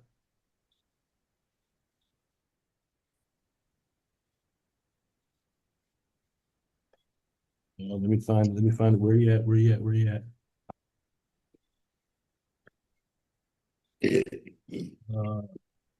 Okay, page 17 of the Qamar by Night. She says, here I am reminded that upon the coming of Master W. Farad Muhammad, the finder of the lost and found nation of Islam in America, he introduced himself through a mathematical code of letters, numbers, and words to reveal his identity. So, wow. So my thought is, the more we go into the problem book, here's the thing. If we're going into the problem book and we're studying the different planets and their relationship in the universe, and we're coming in contact with the identity of our Savior in a mathematical way, then we have to look even further to understand that this had to have been encoded over 76 trillion years ago. Yes, sir. It is almost as if the God, the original God, who created himself from triple darkness, was encoding in the mathematics of the universe itself the exact date 76 or 78 trillion years in advance of when he would be perfected. That is mind-blowing to me. Absolutely. Absolutely. Brother Lukman, thank you, brother. May Allah bless you and be pleased with you, brother, because what you've given there, to you, it comes naturally. It's just what you do. You love maths and numbers. For some of us, Father, it's so precious and valuable to even know that that occurred, like the way you just broke down the prefix times 3 plus 3, giving you the identity of the number in terms of the number of ciphers it has. But that's it may seem light, but that is appreciated because in this world you don't get that knowledge. That's so esoterical. You don't just get that anywhere.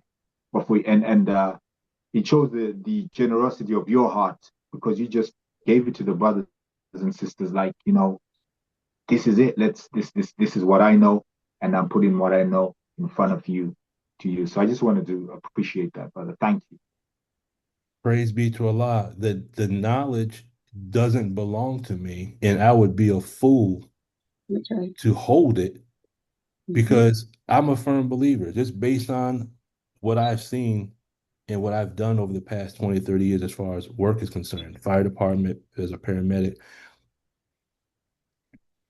We make the mistake of thinking that tomorrow is guaranteed, and tomorrow is not. So I try, whatever Allah blesses me to see in my study, it doesn't belong to me.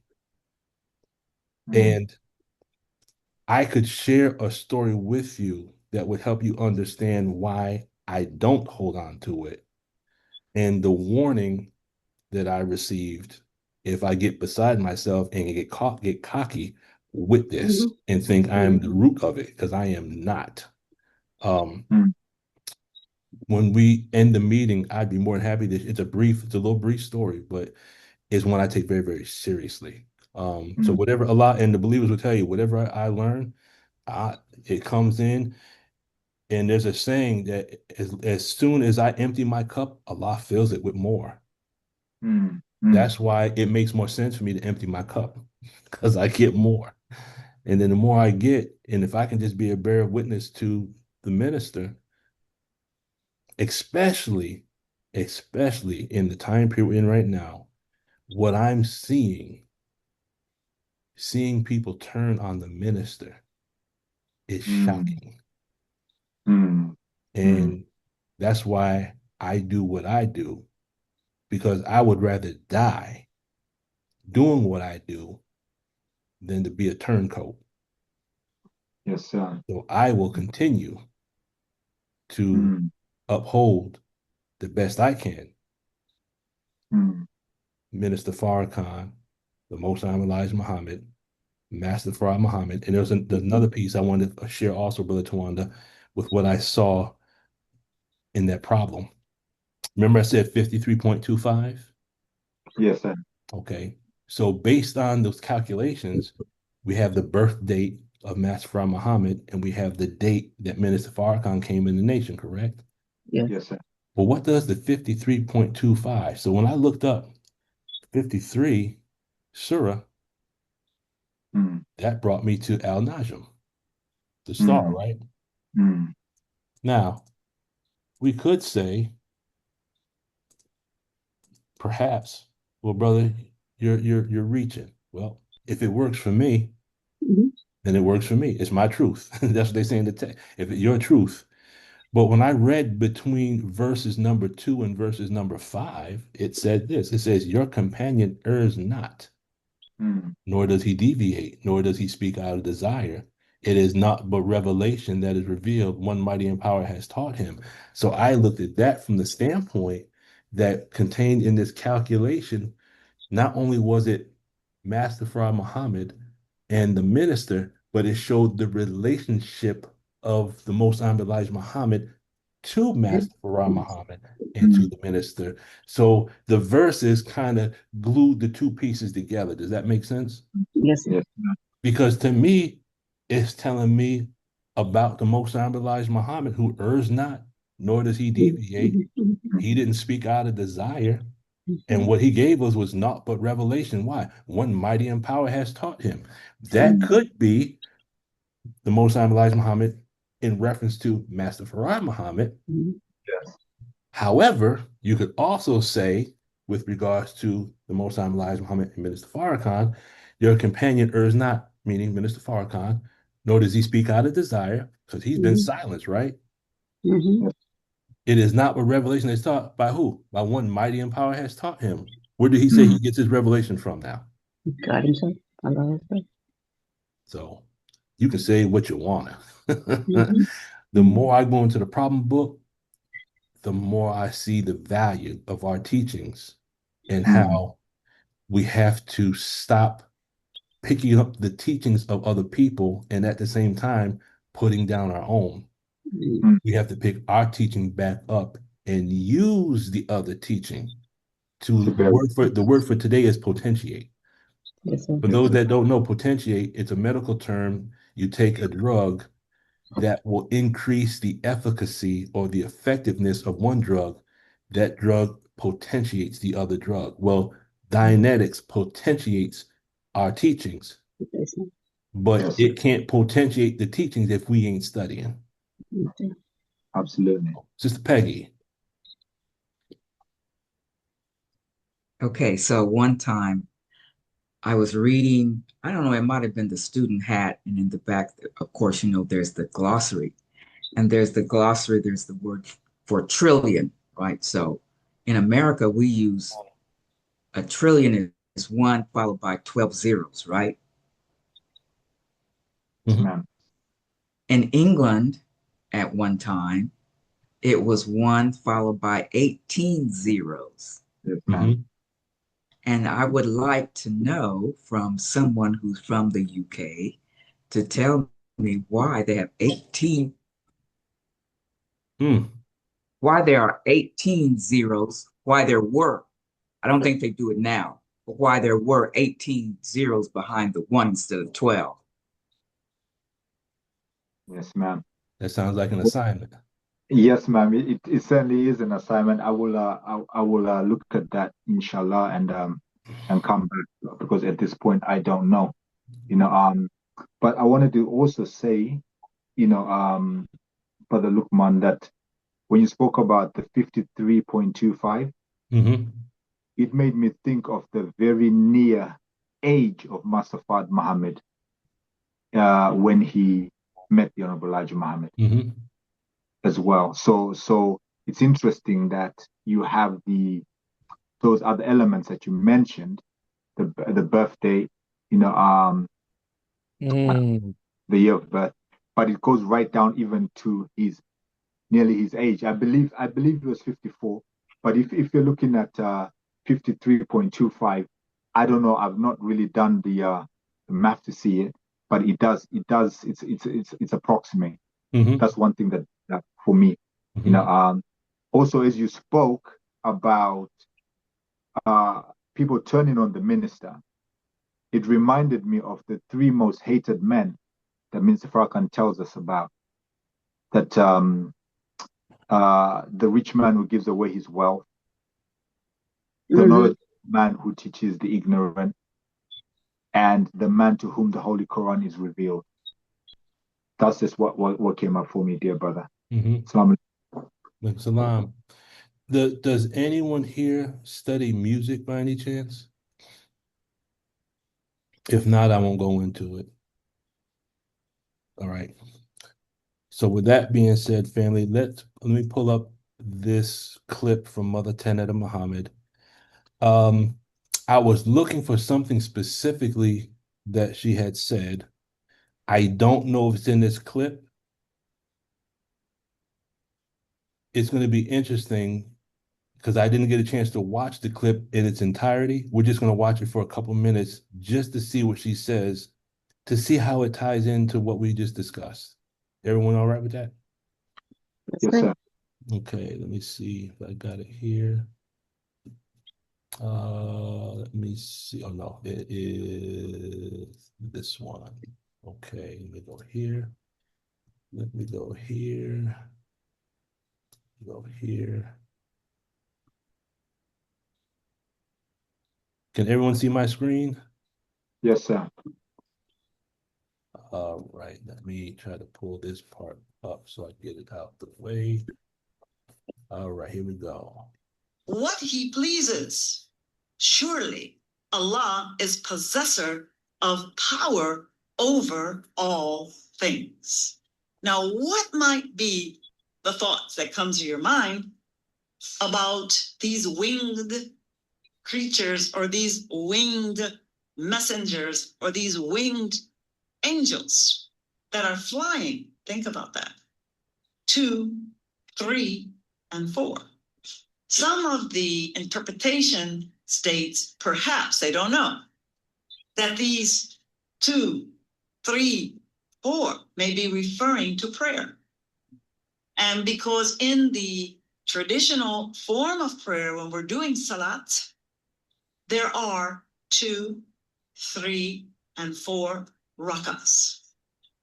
And when you say your prayers diligently and invoke the name of Allah, He takes you on wings, mental, spiritual wings, so that you are in flight and you literally can travel. They call it astral traveling or out of the body. And some of us here have had that experience where you're lifted up from the plane of your material being and you literally are flying from one part of the planet or universe to another. And then when we get back, we're amazed. But if you start talking like that to your neighbor or even to your family members, they're going to think you're going off the track and you must be a space being until they have the same experience. So what is that all about? The Honorable Elijah Muhammad answered a part of this through his teachings. He said angels, which is the other side of this study, are human beings. They are identified even as messengers. So when you see a messenger, you are also seeing an angel that was appointed by God to take the people to another level, from material to spiritual, you see, so that with your mind, you have all of the self-empowerment equipment that talks back to the body. So in your brain, you have a hookup system electrically and mechanically devised that connects to every part of the body, and it produces its voluntary or involuntary movement to keep this vessel alive. Is that right? Yes. Once you're brain dead, you're gone. Unless you have made preparation for your exodus. The time that they say you are pronounced dead. And those persons who have mastered that kind of preparation are generally called masters. Am I right? And they are called in some spiritual schools of thought ascended masters.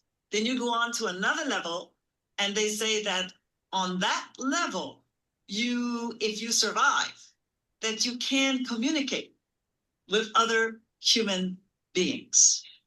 The Honorable Elijah Muhammad, I'm telling you, I'm going to speak science and you can challenge me. He said, the physical body that we see will decay, go back into the earth, and we've never read anything in our history that says that once you go to the grave, that you can return. We teach it all wrong in the theologies of various religions. They say there is a life after death. There is a life after death, but we bring it into reality. He said that if there are any angels flying around with wings, they are the righteous minds that are affecting change upon other human beings. And he said, just as a proof, thought never dies. So we have to ask, well, where does this thought go? Is it engendered back into flesh? Because I don't know any zone out there that's talking back and forth to itself, and then we're picking it up and hearing all of these voices that are being produced by thought in some ethereal plane. But you know, you've heard of psychics, people who can literally see into the future. They are visionaries. They are seers. What are they doing that with? What part of the body? The mind. They're able to tap in to your thinking. We call it telepathy. We call it tuning in. So the ability of the mind over matter is real. And if you take an atom and reduce it to its fundamental parts, it turns into negative and positive electricity. And everything about material things are made up of atoms. Everything. Now we used to think that the atom was the smallest part. But now science is saying that the material within the atom can be divided and you find more and more little parts. And these little parts are frequencies that come from a living universe. And these particles now are going into what they call quantum mechanics, where Einstein left off with his theory, E equals mc squared. So if E equals mc squared, that is talking about the velocity of light, which is in every single atom. And that atom produces then a friction, and if it's used wisely, we can harness energy from the atom, which is a big discussion today, for energy, for peace, for all of the positive things. But in the hands of the wrong man, it is used for destruction. And that's what we're looking at today. The controversy over nuclear plants and nuclear facilities, the capability of producing a bomb. That is not in the mind of the original people, at least at the moment. But it has been demonstrated that the Western powers, all they do is study how they can make something out of steel to kill somebody. And that goes back to about 6,600 years in the past. So when you read your Bible, it contains the King James Version, not the Catholic Bible, but the one that we read contains how many books? 66. So as we use in our teaching from the master mathematics, we can prove everything through the use of mathematics, which is what the scientists use, with what the astronomers use to prove all things. Is that right? And every single day that we wake up, you hear some new discovery, right? Now they've sent a probe into one of our planets, which is Platoon or Pluto. Now they're trying to see if there's anything beyond Pluto. What might exist beyond the realm of that light of our solar system, generating something new in creation outside of our 9 planets and the sun.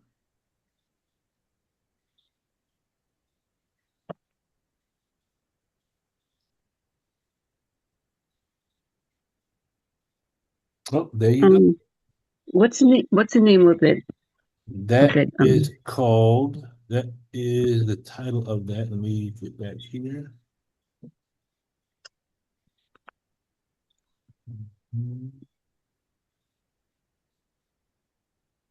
There's my history.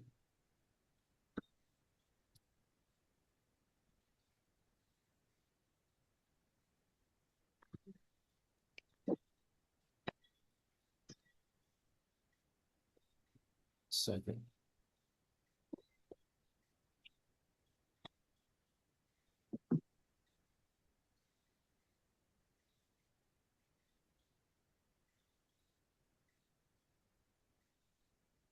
And how come you won't give me my history feed?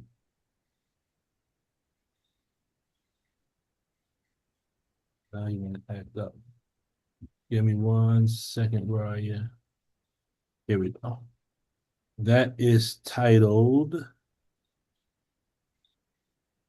It is titled Out of Body Experiences.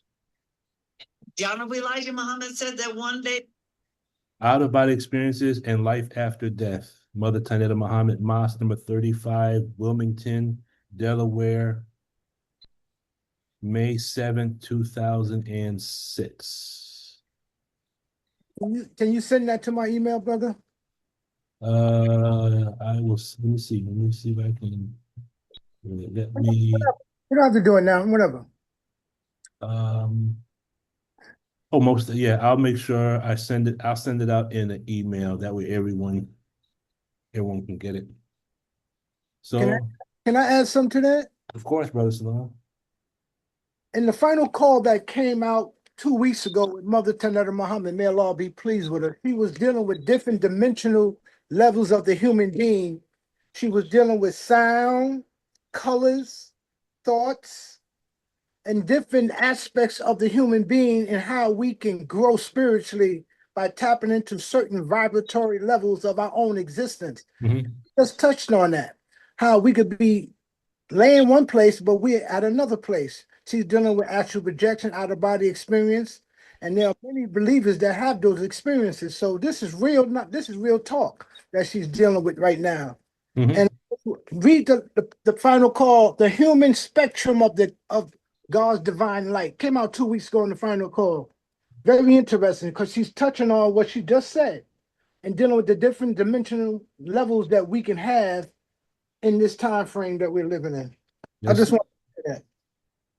Yes, sir. Most done. Matter of fact, that conversation that what she just shared, I remember we had that conversation back in 2000, didn't we? Oh, many times. We have that discussion all the time, out of body experience and, having these type of spiritual experiences of being able to communicate with one another non-verbally. We can detect each other's thoughts. That's a regular thing with those who are spiritually awoke. You're thinking about somebody and they call you. I'm trying to see if I can find. There's something else. I'm gonna try to see if I can find it real quick. I might not be able to do it, but Sister Sharon, did I see your hand up? Yes, sir, you did, but I put it back down. Okay, so put it Yes, back sir. up.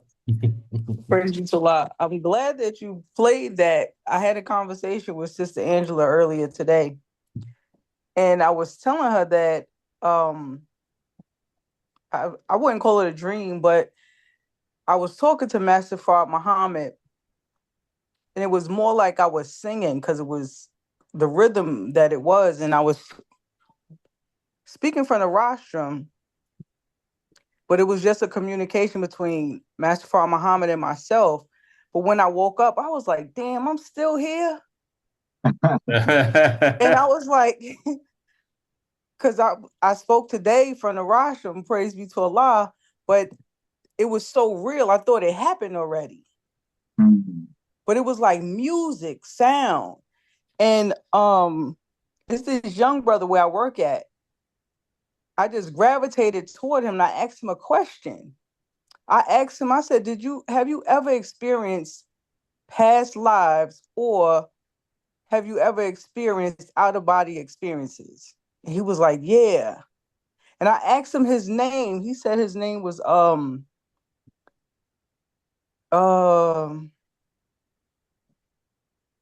good Lord, I forget the brother's name. It'll come back to me. But he said he likes what you call the underworld, the cities under the water. What is it called?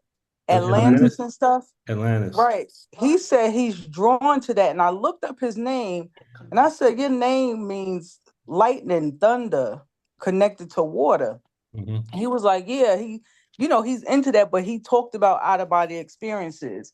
And I'm like, am I the only one that experienced that? Or not a lot of people do. And if we bring it to someone else's attention, we're looked at as we're crazy. But I've noticed with myself, a lot of people is drawn to me that's having the same experiences, out of body experiences, being able to travel, be in different places. And I was just talking to my son Yasin earlier today, and I was telling him that I know I live somewhere else, or I'm existing somewhere else, because every time I go, it's this same lady over and over and over again. The same experience, but with the lady, but it's a different story that's going on, but it's the same lady. And you can't remember her name, can you? I don't remember her name, but I know her face. And over the years, her husband passed away because he aged. She's aged now. And I could just feel myself now, like I feel it. I feel her. And it's just weird. In the house that I go back to, the house is, falling apart. I don't know. It's difficult to, it's not difficult to explain, but I feel it right now. Like I could see my last experience with her. Maybe about 2 weeks ago. Man, I'm there. I could put myself there. I feel it. But I've been having experiences with the Honorable Minister Louis Farrakhan. Like a few days before we got the announcement that he wanted us to come to Chicago's, the MGT, I was standing in line and he beckoned me to come out of the line and sit down with him on a couch, but it was a coffee table.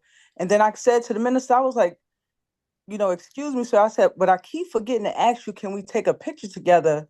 And when we took the picture, the selfie on the cell phone, I could see our reflection in the cell phone. And the minister was standing on the platform to be, my height, because he was a little shorter than me. And I don't know, but I'm having all of these different experiences. And I sometimes wake up like I got a bruise on my arm. When I wake up, it's there. And I took pictures and sent it to Sister Angela. And maybe about 2 months ago, I woke up with bruises on my legs, like I was bound on my legs. I don't know, but yeah. Well, let me pose this question. First of all, Mother Tanetta Muhammad has said that you don't dream of the three. Right.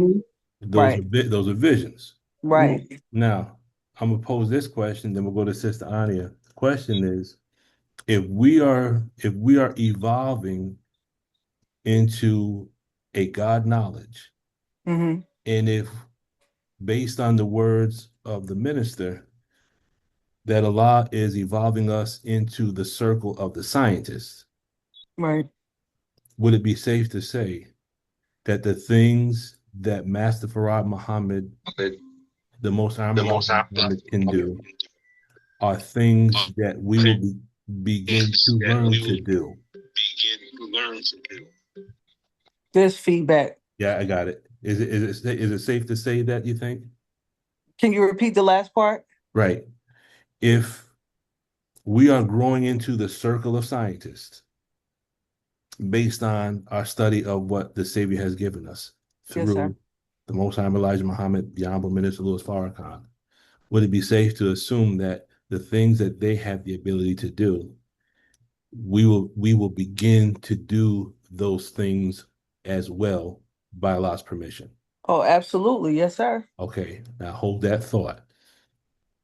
We'll go to Sister Anya. I'm going to play one last clip and then we'll wrap it up. Yes, sir. Sister Anya.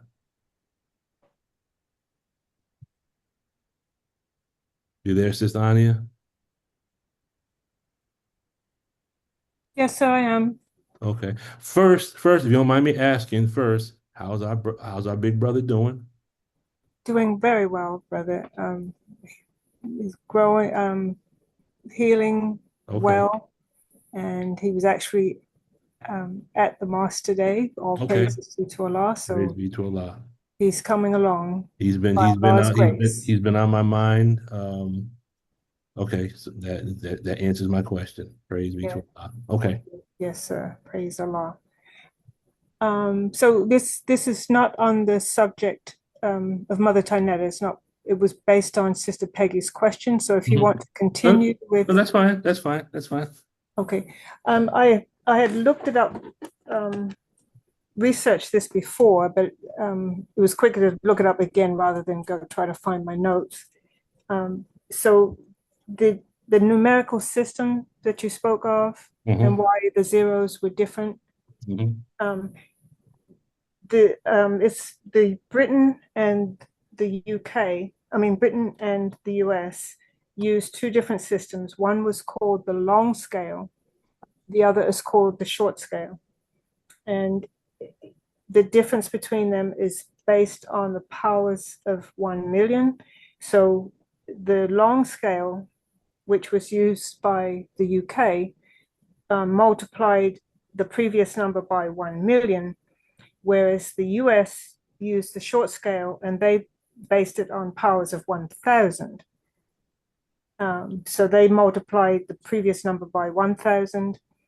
The long scale used by the UK multiplied it by powers of 1 million.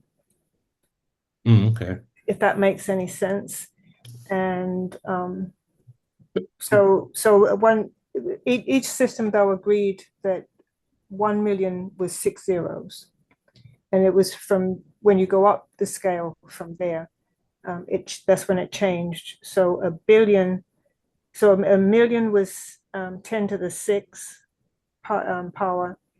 A billion was 10 to the 12th power. A trillion was 10 to the 18th. And then in the short scale, a million was 10 to the 3rd, a billion was 10 to the 9th, and a trillion 10 to the 12th. Okay. Right. So they changed, Britain changed to the long scale, to the short scale in 1974. Because of the global, as becoming more global, the financial and government systems could all be in sync. And so they changed so that now they both use the same system, the short scale. Yes, ma'am. Thank you, Sister Anya. Now, just our discussion triggered questions that produced research that taught us, at least for me, I never knew that. And I think that's one of the reasons why we should put our minds in the problem book, because it's going to project us in the direction of learning things that we haven't necessarily heard before. And if you look at that from the perspective of what we call objective processing, if you begin to study the science behind Mars and the distance of Mars and the atmosphere of Mars, is it possible that in our study of the universe being a demo kit, we'll begin to have cognitions, we'll begin to regain abilities that we have not had before, because we are being reintroduced to a technology given to us by the perfected being. And this level of objective processing connects us back to the universe. So we begin to think on a universal level, and that knowledge is what will reawaken us to the God who we really are. You can't use a certain level of technology to awaken God, correct? Yes, sir. We have to have God processing. Correct. So we were given God objectives and a God technology from God himself. Absolutely. We use the tech to get away the food that we ate as a child, to prepare the wineskin so we can take in the new wine. Does that make sense? Yes, sir. So we can put our minds, our real processing, to me, in my humble opinion, our real processing is our supreme wisdom. Yes, sir. That's our focus. The tech is the focus to prepare us for what our real processing will be. That's just my opinion. All right. One more clip and we will wrap it up. And we're not going to play this whole clip, but based on the question I had posed to Sister Sharon, and I'll repeat the question again to segue into the video. And that is, if we were being grown or evolving into the circle of gods, Master Fard Muhammad came to break the circle of the gods, which we know are 24, 12 major, 12 minor, and that we are all going to be evolving into that circle, then whatever the scientists have the ability to do, we also, I believe, will begin to grow into that ability. For those of us that are having visions and having out-of-body experiences and having lucid dreams, we are being introduced to our God power. We just don't fully understand how to operate on that level yet. That's why those events happen and are fleeting, because we're not fully evolved, but we're having these experiences, correct? Does that make sense? Yes, sir. Okay, let me throw this clip and then we will wrap it up for the night. Let's see.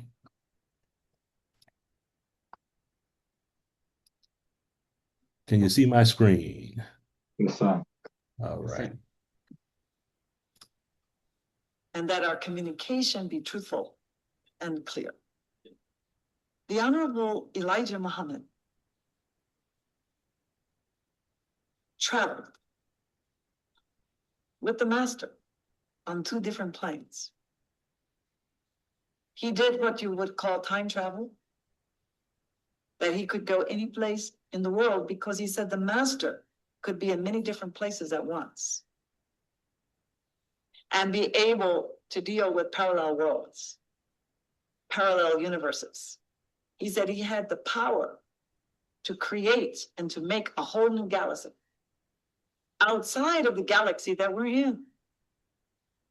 Now, if he had the knowledge then how to do that, what must he know now? Because when I asked the Honorable Elijah Muhammad, does the Master, Fard Muhammad, does he still study? He says yes. He's continuously pulling up objects into our view. And we were put on that path to become the scientists and the elite of a new world order, not based on classism, sexism, racism, but he put us on the plane of consciousness that with further training, that we have yet to go through a whole period of 20 years, where we will be taught directly from the scientists. We will be taught by teachers in every field of the atom. Quantum mechanics is one field that you know is lifting people up to see that the tiniest particle is the same if it was the largest particle, that all is relative, relativity, Einstein, right? They were probing as examples to us of the great potential of the human. It had nothing to do with color, had nothing to do with race. It has to do with the power of your mind and your thinking to bring out things that are hidden in darkness, to advance us into a whole new world and mind of thinking. So what I want to cover with you in the short period of time that we have is the importance of submitting to a master and what the master will guide you into. That we have to just humble ourselves and just say, I don't know. Will you teach me? It's as simple as that. And then things will begin to be revealed to you from the master, from the Honorable Elijah Muhammad. Things that you never thought that your mind would conceive and perceive. Yesterday, in our gathering with the brothers and sisters, with whom I was so impressed beyond my words. I thought afterwards, I said, wow, is this the way we will grow into the life of the hereafter? Where we put down all of our hidden, I would say, abilities to relate properly with one another? Can we be like children in the school room?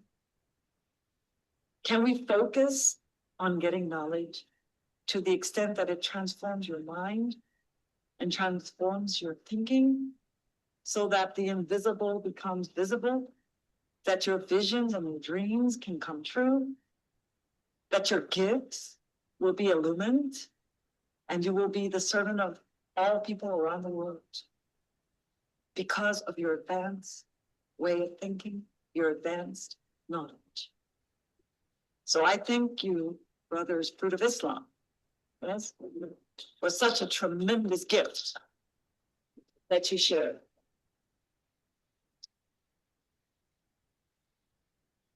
So my subject is preparation. All right, family. Questions, thoughts, comments before we close it out for the night?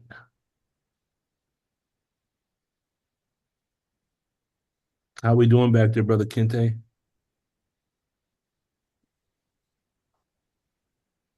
You might still be driving. Was that from the Stupid on me. I was gonna check. Would there be any more Zoom calls? Because I really enjoyed this. And every Sunday, by Allah's grace, brother, we'll be back on it every Sunday. Praises be to Allah. Thank you so much, and thanks again, family. Yes, sir, Brother Kente. Glad to have you. Sister Sophie, you about to say something? Yes, sir. Was that from the same video that we saw earlier? No, that one is called, if you go to YouTube, that one's called The New World. That's called The New World. Thank you, sir. Mm-hmm. If you go to, if you pull up Mother Tanetta Muhammad, there's one brother by the name of Scientific 19. He has a whole series all in one folder. I think there are a total of 30 videos, 30 clips in one folder. You'll see it when you go there. Sister Heidi. Assalamu alaikum. Wa alaikum salam.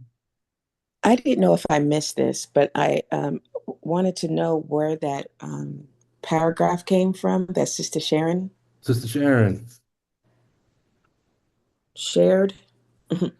Yes, Sister Sharon, the study 50 times. Read Yes, ma'am. That was in the Final Call 2012 for the exhibit of the Nation of Islam. Okay. If you look up Final Call exhibit, I mean, not the Final Call exhibit, but the Final Call newspaper, the exhibit for the archives of the Nation of Islam, 2012, February 2012. Okay. Final Call newspaper. Yes, ma'am. Anyone else? I was going to say, Brother Lukman, the experiences that I'm having is not something that just started happening. It's been happening my entire life. Just 2 or 3 weeks ago, a brother, he had a real bad accident here. And so he was in a hospital, and his wife, she said that she was just thinking about me, and I end up calling her. And she's like, "Where are you?" And I said, "I'm in the parking lot."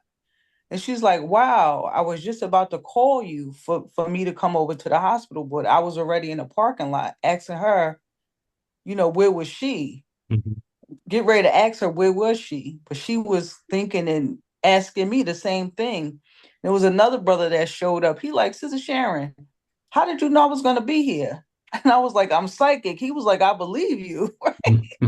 So he was like, "No, seriously, how did you know I was going to be here?" Because I called him to ask him, which way did I need to go into the hospital because they built a new part to it. And he was like, I'm here in the parking lot. So everything was happening at the same time. And I'm just like, wow, going to the clip that you played just now where Mother Tanetta said, may Allah be pleased with her, where she said, ask the God to show you, he'll teach you, he'll help you. And that's been something that I've just been doing from my first time hearing her mention that. And I could bear witness when I asked Master Fard Muhammad, the Honorable Elijah Muhammad, the Honorable Minister Louis Farrakhan, it happens, in real time, real quick. Sometimes it may take a little while, but it happens. So I just wanted to bear witness to that. Thank you. Praise be to Allah. A key point that Mother Tanetta Muhammad said, she said that, speaking about Master Fard Muhammad, that he pulls up objects into our view. That was key, at least to me. She didn't say that he studies and he pulls up objects into his view. She said he pulls up objects from the darkness into our view. Now, to me, that means the cognitions and the things we're experiencing, the things we're seeing, the things we're learning, it's because we're receiving this from the Savior. That's just my opinion. That's my opinion. Because the questions that are coming to my mind, the thoughts that I'm having are coming from such a place. I've never considered these things. I just write them down. And when I write down these thoughts and these questions and I go study, by Allah's grace, it expands my consciousness. And I think that's why it's so important for us, especially in this time period, to be focused on our study and not to be so focused on social media, because what's out there is going to take us further away. And right now, that is more a distraction than anything else. And when you look at, if you want a real good lecture to listen to Deportation of the Moon by Sister Ava. She speaks about how technology was the downfall of that civilization at that time. And when you look at what's taking place now, especially with everything that's taking place, distracting people, everything is being geared towards taking us away from a knowledge of self.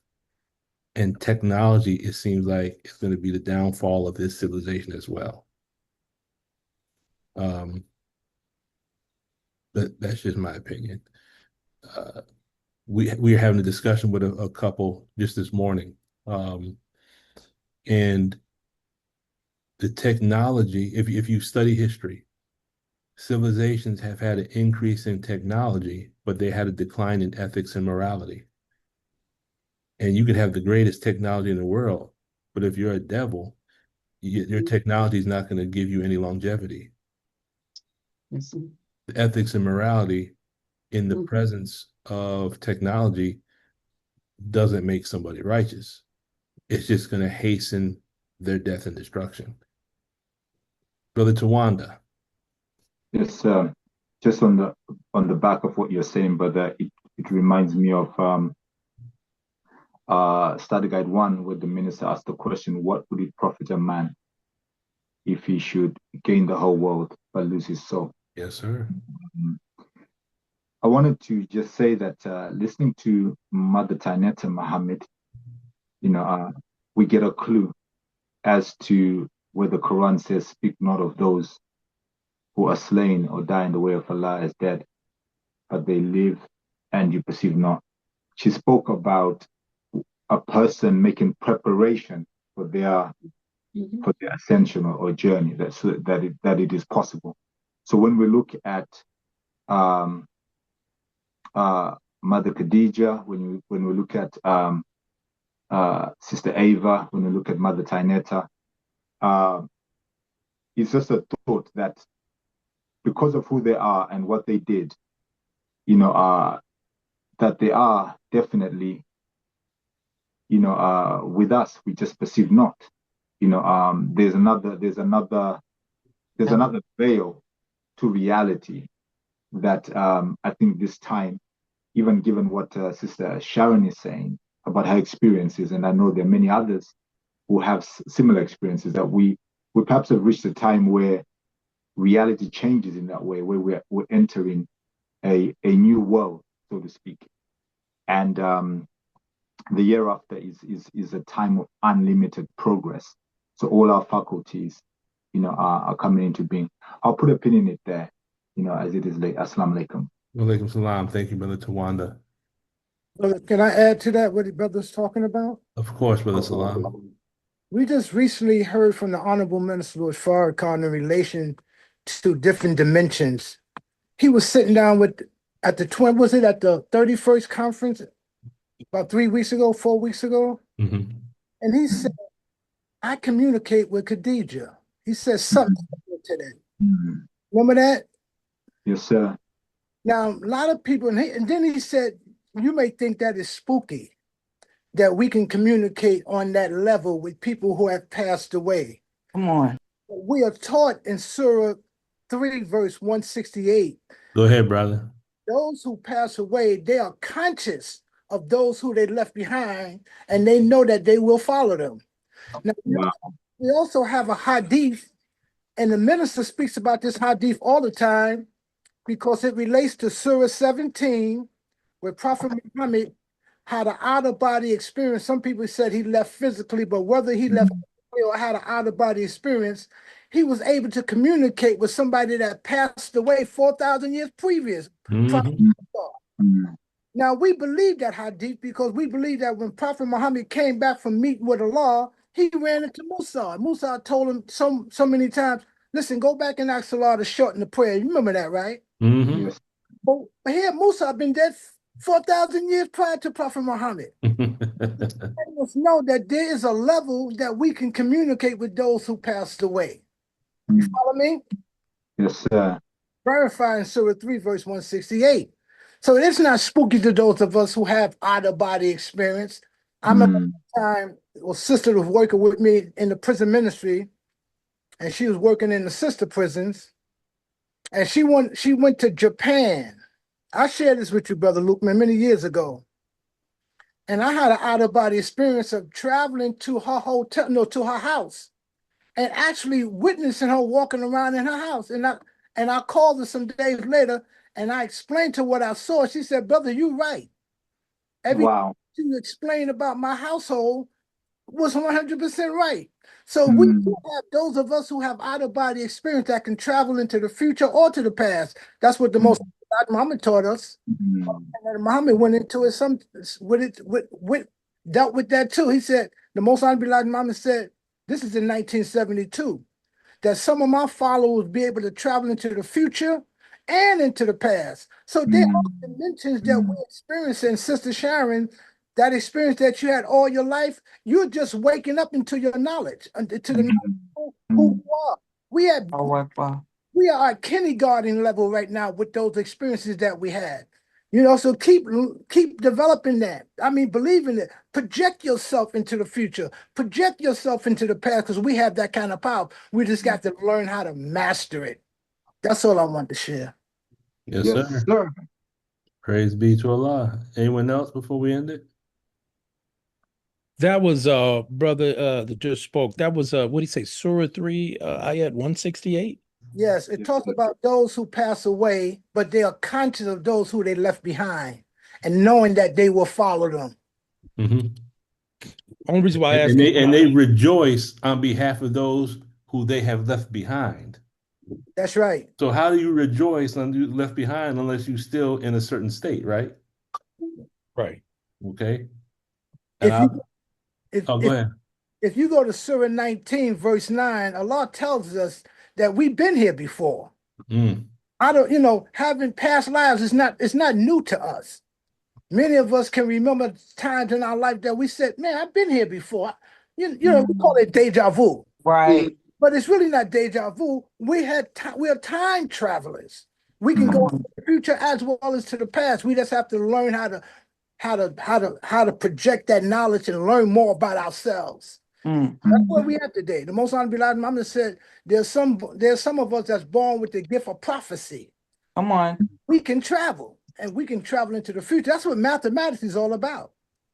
Brother Lukeman, I'm sorry to be so in spirit of this, because I'm fired up on this, brother. I Go know. ahead, man. Let's look at this mathematics right here. The Honorable Minister Louis Farrakhan said in some Final Call newspaper a few weeks ago, I am a warner to the nation. Remember he said that? Yes, sir. Where we find that in the Holy Quran? One that's going to be a warner to the nations. Surah 25. Al-Furqan, sound like Farrakhan. Yes, sir. Now, when you go to the 25th Surah of the Holy Quran, that wasn't the 25th Surah revealed to Prophet Muhammad. That was the 97th Surah revealed to Prophet Muhammad. What's so important about 97? When you take the number 19, which is a universal number that represents the signature of God, if you take the number 19 and put it in front of 97, what happened in 1997? Muslim scholars from all over the world came, and we had an Islamic conference in Chicago, and they declared to the world that Minister Farrakhan is the leader of the Muslim world. Yeah, so that verifies that Farrakhan is the warner to the nations. When you had Muslim scholars and muftis and grand sheikhs put a fez on the minister's head and said, you are the leader of the Muslim world. So Farrakhan can claim that title as the warner to the nations. Mathematics speak to us because mathematics is a language that is constantly in motion. The universe is constantly in motion, and motion is mathematics. It goes into the future and it goes into the past. It's constantly rotating, and it pulls from the past. That's why the Honorable Elijah Muhammad said to us, history is best. History is most attractive and deserve our attention. Out of all the studies, history is most attractive. So when we study history, history gives us information of prophecy. That's why it's important for us to know self, because to know self is to know God, and God talks to us through the self. Yes, sir. And that's why the minister said Allah wants to live in us. We must bring Allah into us so that we can become the gods that he said we will become. That's right. Praise be to Allah. That's right. Time is cyclical. Thank you, Brother Salam. Right. Time is cyclical. Mm-hmm. Sister Anya?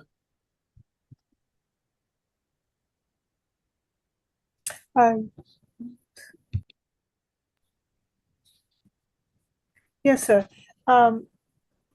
Just with the excitement that Brother Abdul Salam brought just then, it made me think of what we're studying in Dianetics and its goal to produce a clear mind in us and clear on multiple levels so that we, those statements that he was making about us being able to travel into the future and into the past, we get a taste of that on one level in our Dianetics, because when we go into ourselves, into our mind, and pull up those engrams from our earlier stages of growth, and also from stages prior to our physical manifestation on this plane at this present time, we're going into our past. And and when we get, as the clearer we become, we're able to then see further into the future.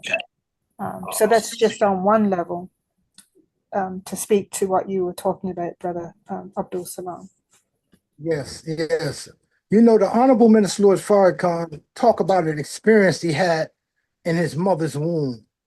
He said, got the name of the lecture, that he went back into his mother's womb and felt her pain because she tried to get rid of him 3 times.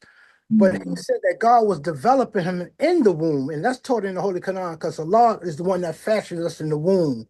So the minister was saying that he went back into time, into his mother's womb when she was in a lot of pain because she didn't want the man that she had a relationship with wasn't her husband.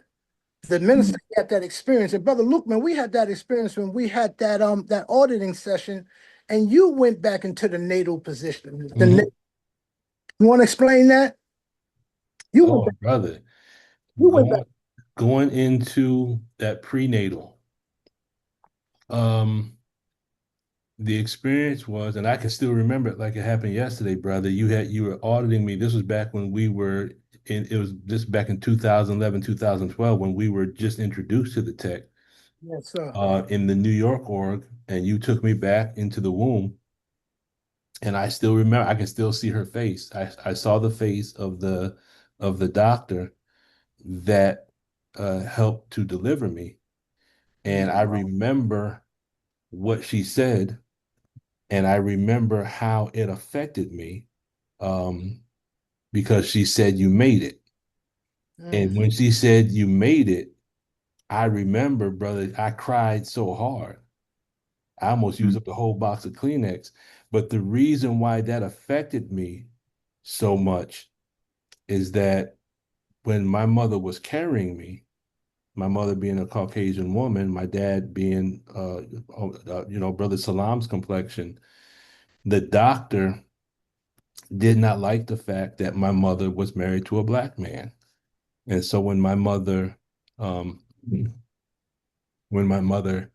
told the doctor that she was pregnant, the doctor's response was, "No, you just missed your menses."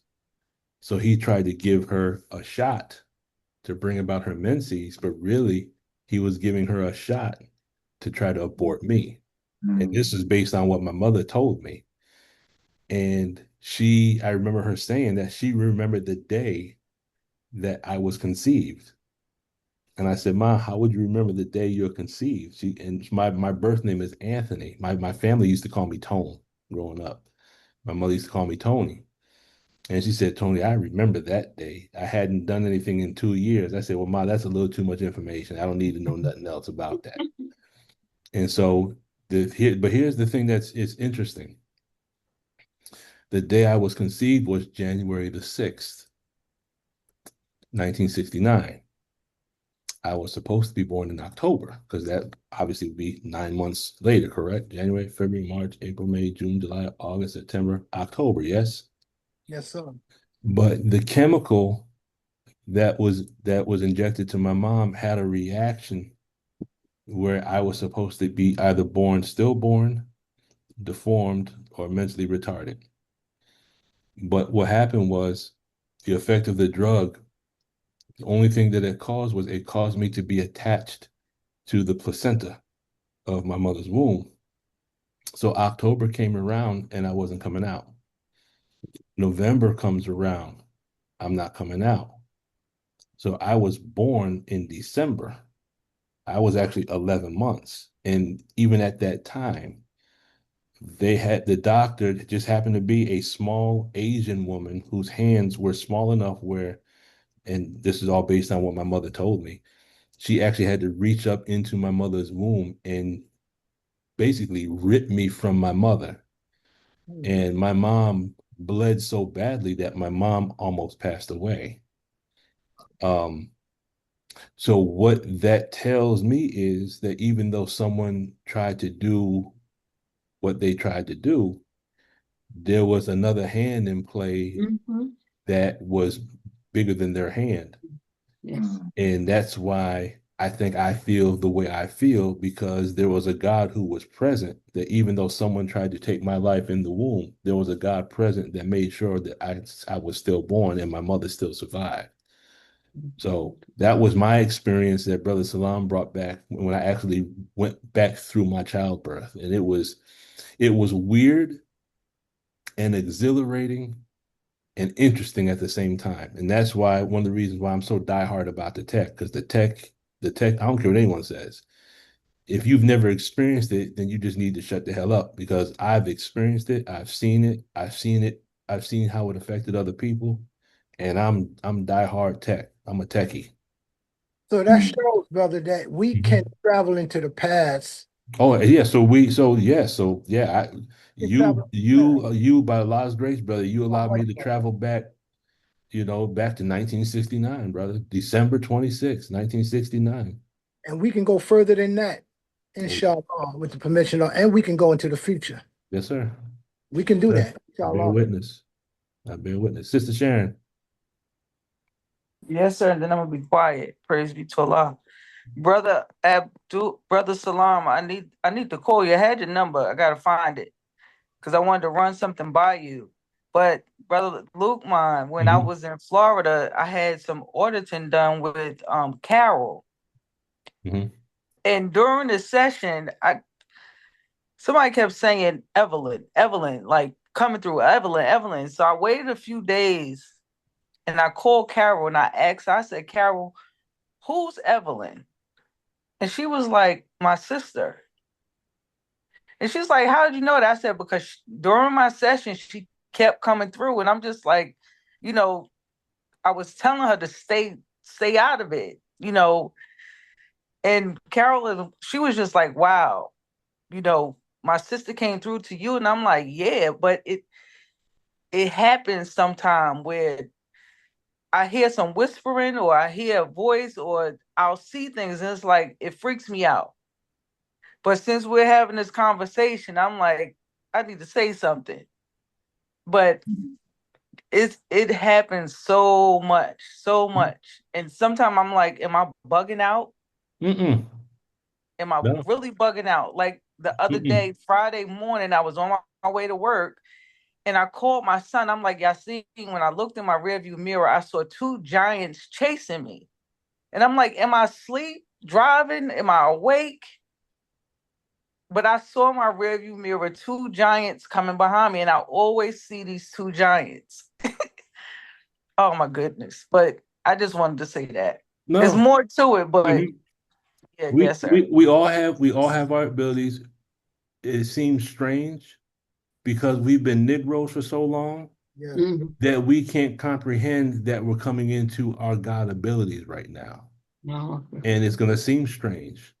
When you have that out-of-body experience, when you have what they call the witch riding your back and you feel like you're being pressed down in the bed and you really think it's strange, what you're really doing is you're about to ascend to another level of your God ability, of leaving your body or having a lucid dream. These are the things these are God abilities, and we are being reawakened to these abilities. The more we purify our thoughts, the more we purify our diet, because diet plays a large role. The more we let go of our sins, our overts, our withholds, our miswithholds, we let go of that. The less stress we have, the more we tune up on our prayer, the more we submit, we will have these abilities. Brother Salam had shared a story with me one time when he was incarcerated. He had spoken to a brother, and they had an experience where they met in the dream realm. Do you remember that, Brother Salam? You shared that with me? I remember that. And they both verified it. That's right. Can I share that? Yes, sir. Wow. Then we'll wrap it up. In 1989, I'm in a facility called Wallkill. And there was this Spanish brother, very spiritual. We used to always talk. And one day we said, listen, let's travel to Egypt tonight. And sure enough, I had a vision that I was in one of the pyramids, one of the chambers. The next morning, he knocking on my door. He said, brother, they used to call me Musa then. He said, but Musa, where was you at last night? I said, brother, I was in one of the pyramids, man, one of the chambers. He said, I was there too. I thought he was bugging out because I thought he said, I know. I said, okay, what was inside of a pyramid? He drew it on the wall, what I saw in the chambers. Wow. He drew it on a piece of paper. He said, this is where I was at. I said, did you see anybody there? He said, yeah, but I couldn't recognize their face. They were like dressed in white, but I couldn't recognize. And I saw that same thing too. What I'm sharing with you is that we had traveled out of body experience to a certain location at the same time at night. And we came back the next morning, we talked about it. So these are experiences that we're having, but we don't fully understand what we're going through. And Sister Sharon, about the giants that you have, that you saw behind you, that's not mystery, that's real. Let me give you an experience what I'm talking about. There's a brother by the name of Dr. Aleem. He's one of our doctors with the Nation of Islam. You know Right. Aleem. Of course, yes, sir. He said he went with a sister one time to a psychic. And the sister said, Brother Aleem, come with me to see this psychic because I got to get some reading done on me. Now, Dr. Aleem was saying, I don't believe in that stuff, but I'll go with you anyway. So after the sister had her reading, she told Dr. Aleem, won't you go get a reading from the guy? Dr. said, I'm not down with that. He said, well, okay, I'll go. So he went and had a reading in front of one of the psychic. And while the psychic was about to do a reading on him, the psychic fell out of his chair and said, do you see who's behind you? And Aleem looked around. He said, I don't see no. He said, man, there's two giants behind you. There's two big giants behind you. Dr. Aleem thought the guy was bugging out. The dude fell out of his chair. And the dude didn't want to give him a reading because he was nervous. Now, this is Dr. Aleem talking about. He saw an image behind Dr. Aleem that was like big men. Yes, sir. I remember in 2001, a good friend of mine was passing away in the hospital. In Harlem Hospital, his name was Kareem. He had AIDS. He was dying. And I went to see him 2 times. On the 3rd time I went to see him, he was like really getting real sick. And when I walked into his room, he gave me a look like there was somebody behind me. He wouldn't talk. He was like, look, there's somebody behind you. I would look. I said, what's up, Kareem? He was like, and I saw in his eyes that he was seeing something behind me and it scared him. And after finished talking with him, I left, but I thought about it. I said, what did Kareem see? Because it frightened him. And he would kept looking at me, but he was like trying to tell me, look behind you, Brother Salon, look behind you. I would look, I don't see nobody, but I was talking to him. But these are experiences that we're having. We're just growing to understand what's going on with our spiritual life. Allah is trying to tell us something. And I think Dianetics, because Dianetics is taking us into understanding these concepts about our development spiritually. Mm-hmm. That's all. Yes, sir. Well, all right, family. It's almost 9 o'clock. I will give us one last ayat to take with us to study, and then inshallah we will see each other next week.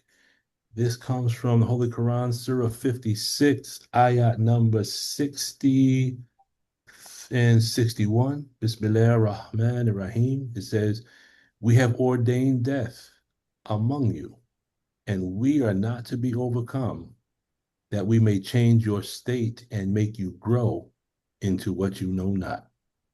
Wow. What surah is that, 56? Surah 56, ayat number 60 and 61. Okay, thank you, brother. I appreciate it.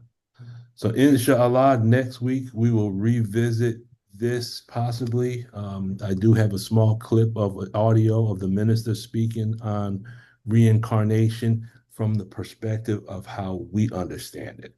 Yes, sir. And we will play that clip next week. But with that being said and done, I want to thank everyone for your time and attention at 9 o'clock and definitely your patience. So Thank you very much. This has been 3 hours. And this one will, by Allah's permission, will definitely be on YouTube because I think this is something that we need. Thank you, family. And let us go ahead and close out in prayer. Let me see this one last comment. Okay. Let us go ahead and close out in prayer. Attention prayer. I seek refuge in Allah from the accursed Satan. In the name of Allah, the Beneficent and Merciful. All praise is due to Allah, Lord of the worlds, the Beneficent and Most Merciful. Master of the day of judgment in which we now live, the alone that we serve, thine aid do we seek.